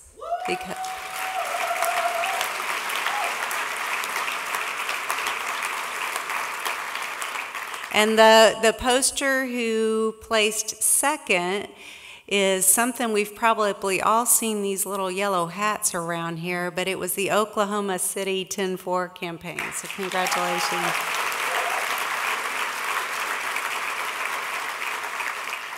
And the winner of the Innovation for Patient Experience, as voted by you, goes to Columbia, Missouri.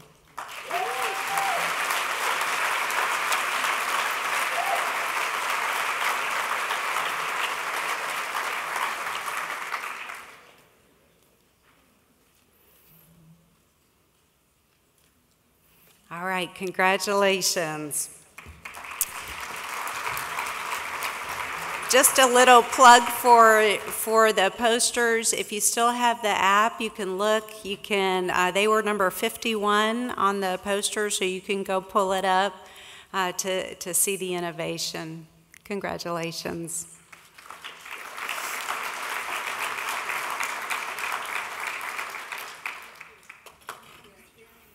Okay, so one of the things we did is when we were looking at experience, we looked at overall trust, we looked at the best places to work, and we looked at the scores for the inpatient and outpatient experience measures. And we calculated all of that to look at who were the best in the VA and who had the most improvement. So we would like to first recognize those that had the most improvement. So we're going to start with outpatient. So the award for the most improved facility with only outpatient services goes to the Alaska VA Healthcare System. Director Timothy Ballard, come on up.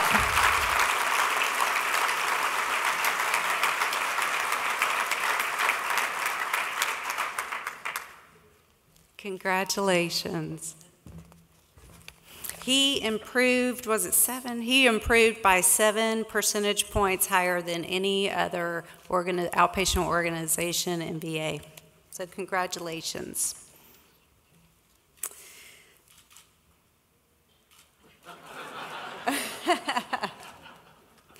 Okay, thank you, congratulations. So now we are going to do the most improved VA that has inpatient services. And that facility with the most improved inpatient SHEP scores is the Finger Lakes VA Healthcare System, Bath, New York campus. Bruce Tucker, come on up.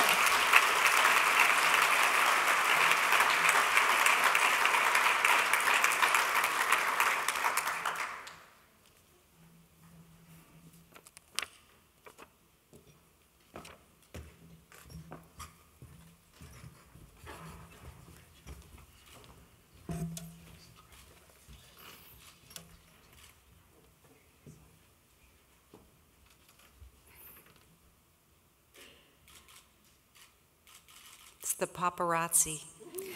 Thank you. Congratulations. Okay, so the next thing we're going to do is present some certificates. And what we would like to do is as we were looking at the numbers and calculating, there were 12 medical centers that performed the very best across our organization. And so we would like to call all 12 of those medical centers up here to acknowledge your dedication to patient experience. So let me get the list here. Alaska, oh, come on right back up, Tim Ballard.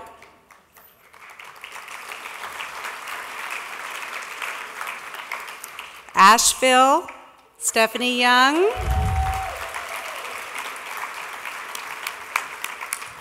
The Boston Medical Center, Vince Ng. The Central Iowa Medical Center, Gail Graham. Don't say Cleveland Clinic to this lady. The Cleveland VA Medical Center, Susan Fuhrer.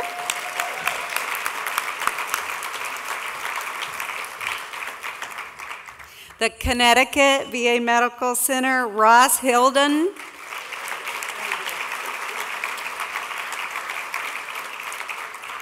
I'll try to say this in my best accent. Fargo.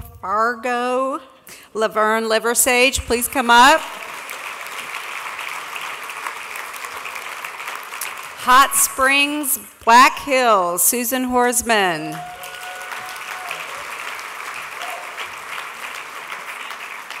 Sandra Hoseman.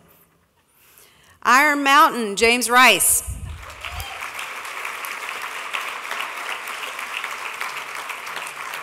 Madison, John Rohr.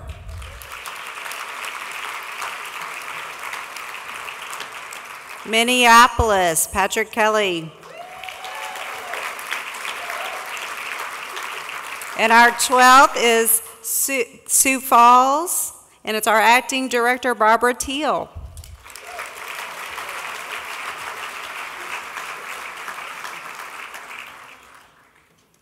We want to take a picture with all of these individuals here, recognize your accomplishment. There's Barbara, and then we will announce the winners. We get them all? Yes.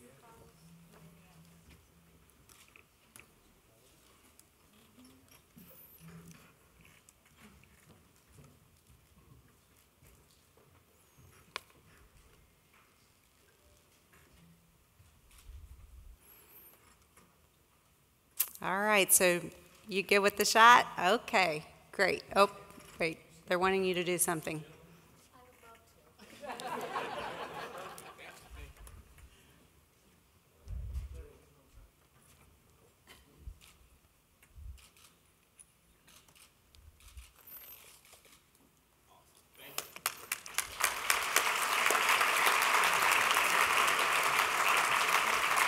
We want you to stay up here, and I want to acknowledge these are the leaders in patient experience for the VA. So congratulations on your accomplishment.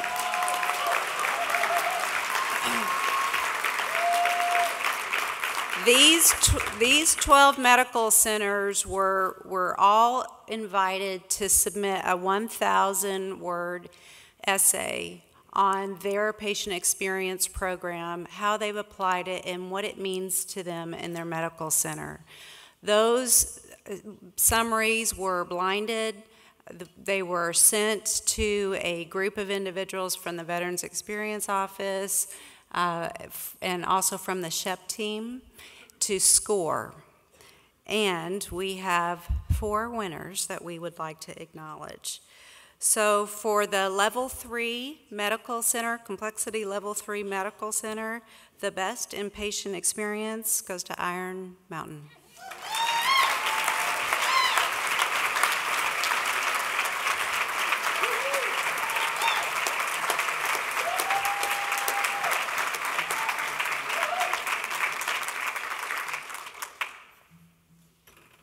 Congratulations.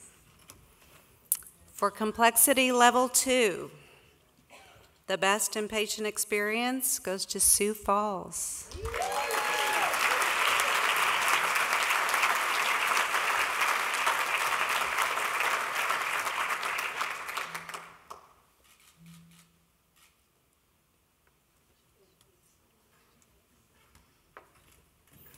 And for Complexity Level 1, the best inpatient experience goes to Cleveland.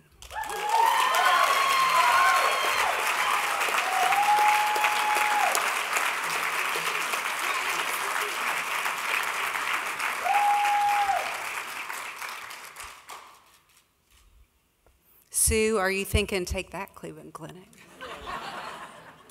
Toby has breakfast next week. Ooh, bring that to breakfast with Toby and just sit it right there on the table.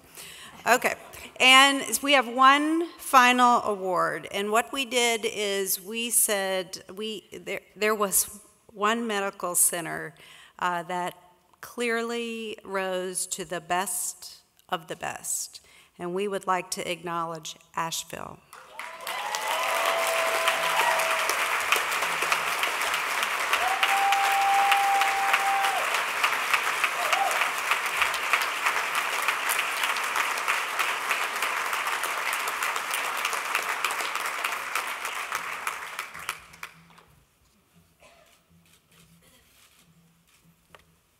All right, let's give them one final applause. Thank you.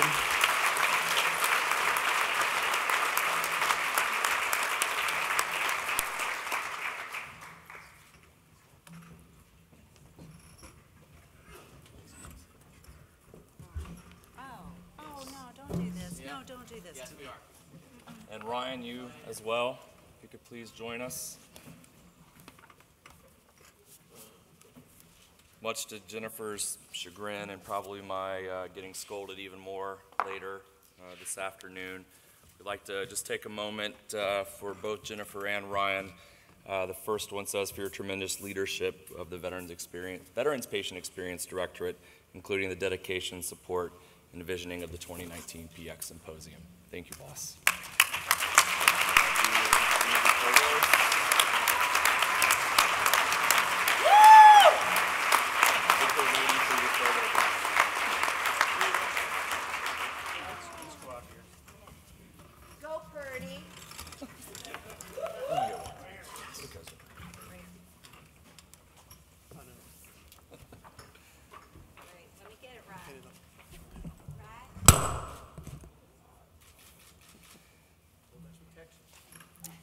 All right, and one more. I think, as Jennifer mentioned, we would not have been able to pull this off without the incredible support of Dr. Ryan Vega.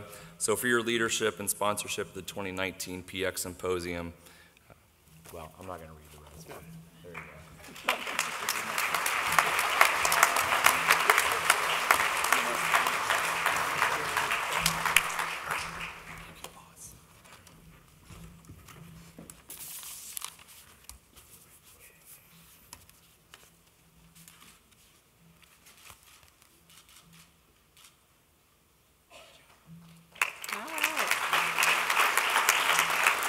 Well, thank you very much. Thank you very much. It's all the team. It's all the team. Dr. Davis is now going to introduce the Secretary's video.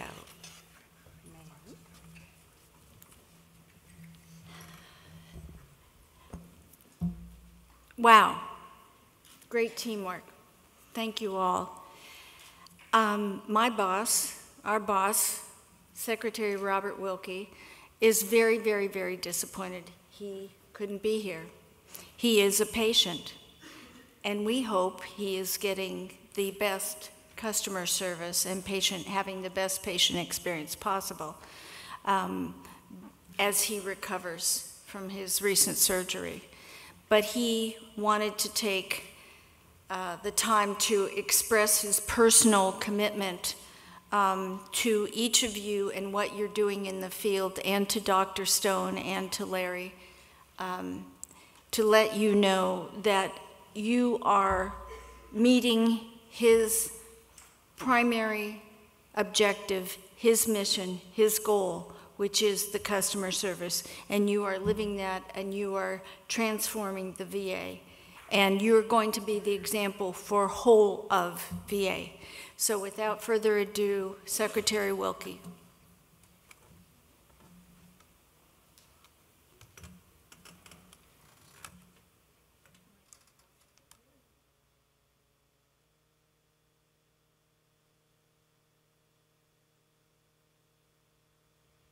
Good afternoon, everyone.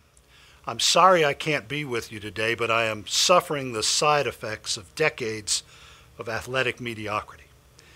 But thank you for allowing me to share some thoughts as your first patient experience symposium comes to a close. But first I want to recognize one of America's greatest heroes, Herschel Woody Williams.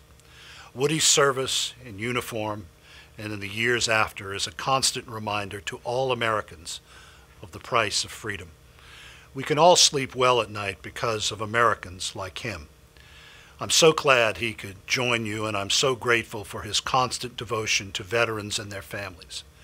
Congratulations to all the Patient Experience Award recipients and to our DCVA volunteer, Nadira Reese. Thanks for your great work and your example of excellence. Next, congratulations to all the VHA employees and leaders here. Your work is why Dartmouth reported that VA medical centers outperform private hospitals in most healthcare markets across America. Your work is why the Journal of American Medical Association affirmed VA's progress since 2014 in improving veterans' access in primary care and other specialty areas. Your work is why the Partnership for Public Service put VA in the top third of all federal departments for workplace satisfaction. And your work is putting us on the road to becoming a world-class 21st century healthcare institution. You are leading our Mission Act implementation, the most transformative legislation since the GI Bill. You are leading our electronic health record modernization, so veterans will have a seamless transition from active and reserve service to our VA.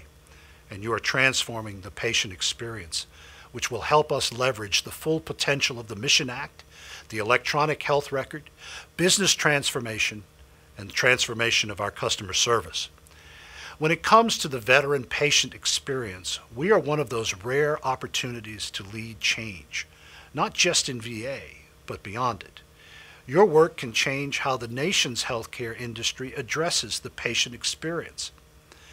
In my view, there are three key components to success in veterans' patient experiences. The first component is, of course, our people. Success always starts with our great people providing world-class care to America's veterans. VA employees do what is right. It is our job to empower you to do that mission and think broadly about customer service. Part of the great patient experience is the customer service we provide to each other, but talking with each other and not at each other. Talking across traditional barriers that have separated us for years. Listening to each other and respecting one another's opinions. In short, achieving the kind of compassion and empathy you're learning and teaching in your own the-moment training. The second component is leadership. Walking your post, the flight line, or the deck plate, engaged at every level. It's about giving your people the opportunity and tools to succeed, designing the right plan and shaping the right training and then executing it. And it's about checking and rechecking, about measuring, about adjusting, and about fine-tuning. Great patient experiences are going to depend on leaders engaging, supporting, and driving that change. And the third component is almost as important. It's our culture. We have to build a culture of doing what's right, a culture of collaboration, innovation, transparency, and accountability. We have to build a culture that, by design, welcomes all of our veterans, a culture that speaks their language and listens to what they're saying, a culture that understands and appreciates the sacrifices veterans have made for this country.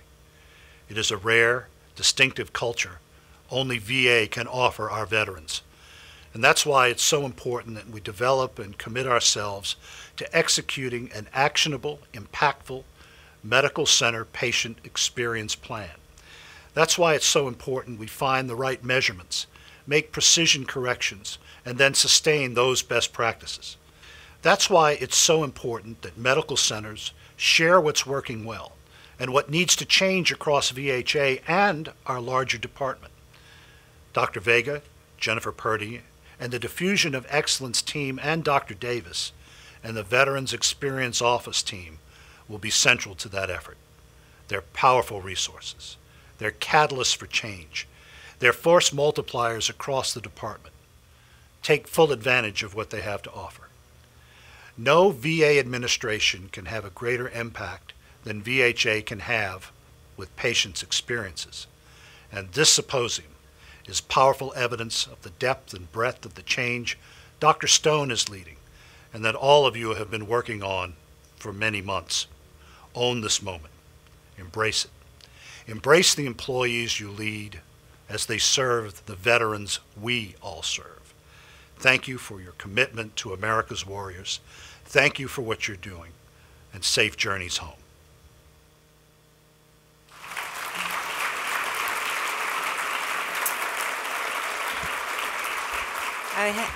I have one final treat for you for the remainder of this symposium.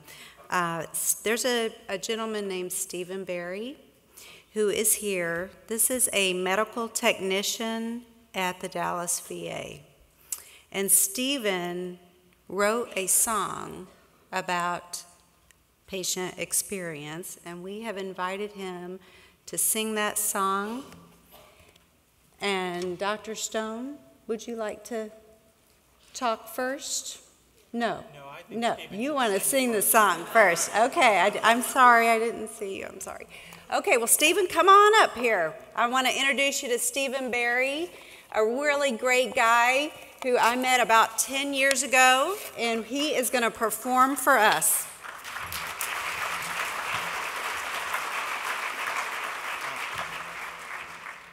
Well, good evening. Let's try that again. Good evening. I look out here and there's something that I don't see anybody. When you think about patient experience, customer service, I wear a uniform every day. They're called scrubs. It's not, something like this.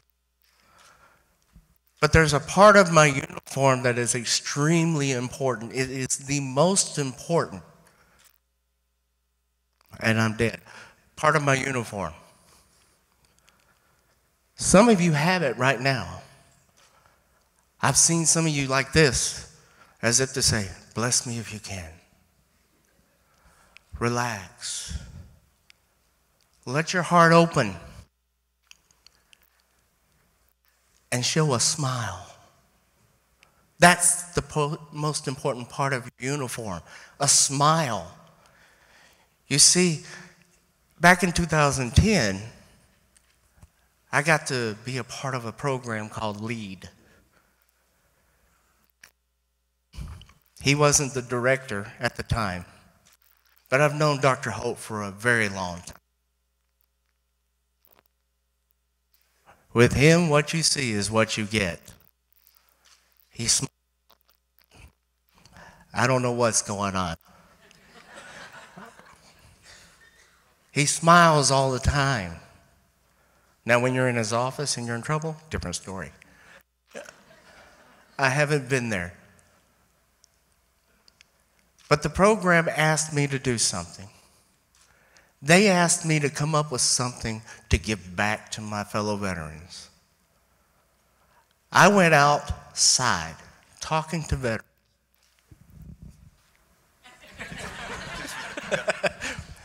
I went outside to talk to the veterans. And most of them were Vietnam veterans. And they told me something very simple, similar to one another. They said, all we want is a simple smile, a warm heart that's listening to us, and a thank you would suffice. It inspired me because I felt the same way. And this is what came out of it.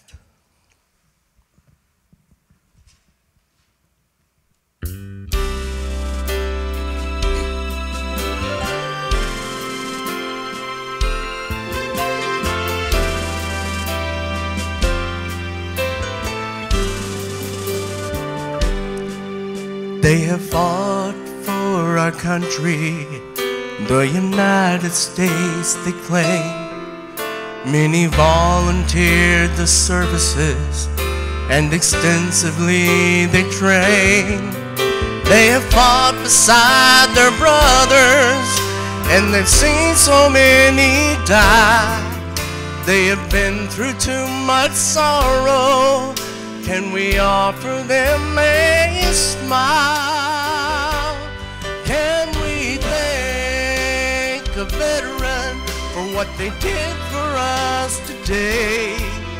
Have we thought about the sacrifice, the price they chose to pay?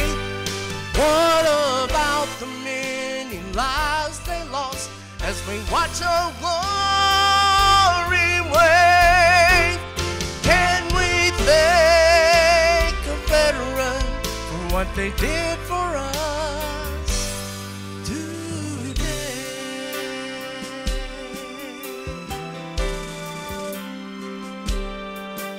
As they fight for our freedom, for our right to liberty, keep praying for the ones who serve from sea to shining sea.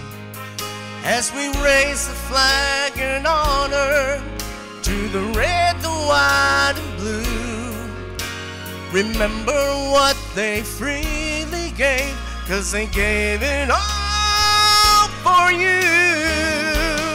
Can we thank the veteran for what they did for us today? Have we thought about their sacrifice, the price they chose to pay? What about the many lives they lost as we watch our glory wave? Have you thanked a veteran for what they did for us today? Have you thought about the time they gave and the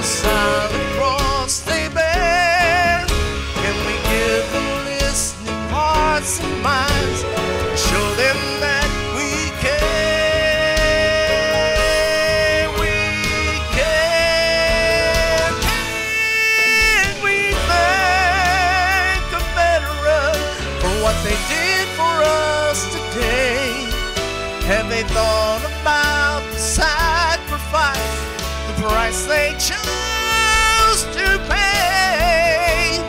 What about the many lives they lost as we watch our glory wane? Have you thanked a veteran for what they did for us today? For the land of the free and the home of the brave.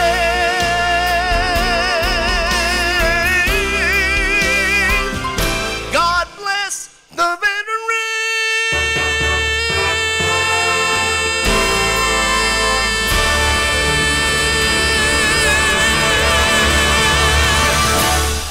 God bless you, veterans.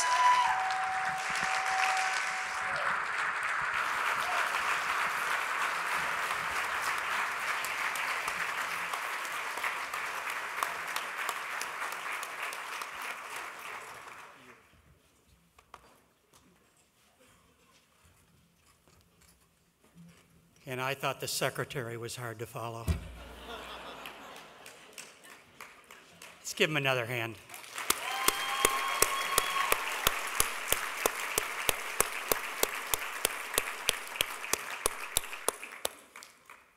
Listen, you've given a lot this week, and every day the 341,000 people that you represent and lead are out doing great work. Every one of them has skills. Every one of them has unique skills and unique experiences. Thanks for what you do. Thanks for what you continue to do. And we all recognize the fact that we're asking a tremendous amount from you. The secretary would have loved to be here. I frankly am happy he's got his foot up, but I will tell you that he would have loved to be here and express this in person. So please travel home safely. We look forward to seeing you in the field and appreciate all you do. Thank you very much.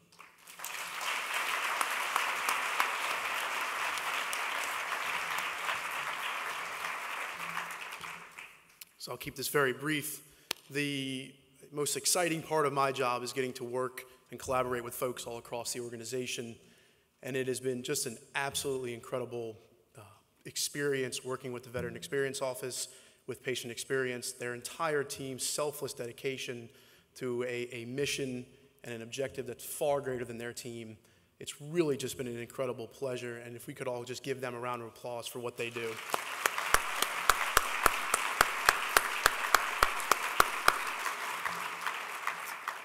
And then give yourselves a round of applause.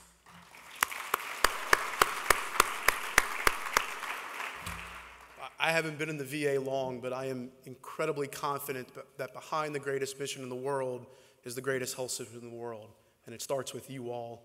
It's an honor to be part of the VA family every single day. It's been fun to be around you all for these past 3 days. Thank you for being here. Thank you for your commitment. Safe travels.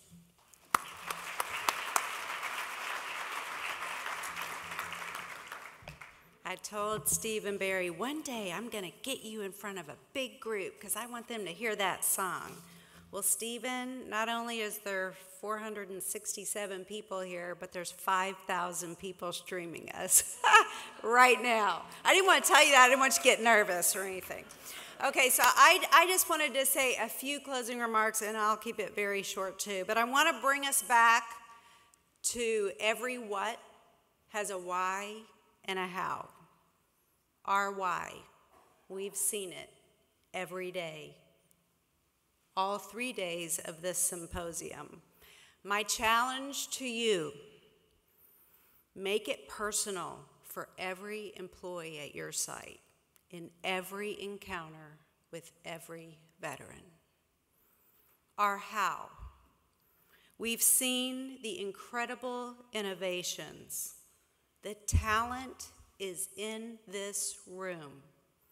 We, VA, can do this.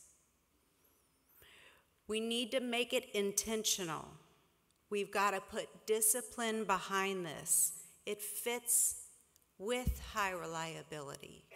It's a culture change. It's an embracement of new culture.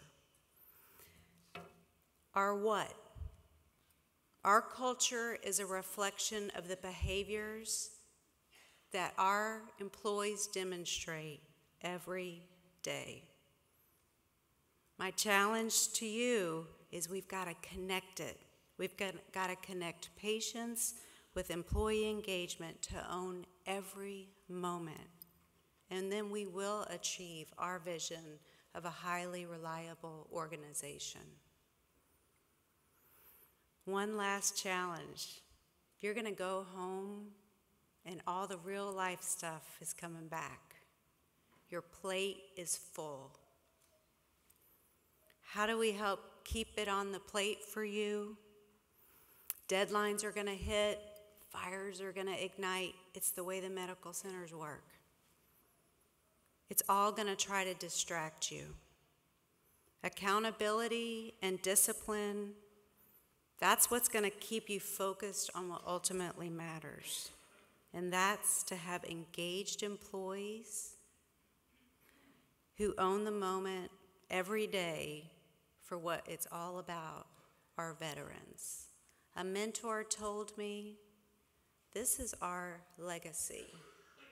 As we embark on this cultural transformation, this is our legacy.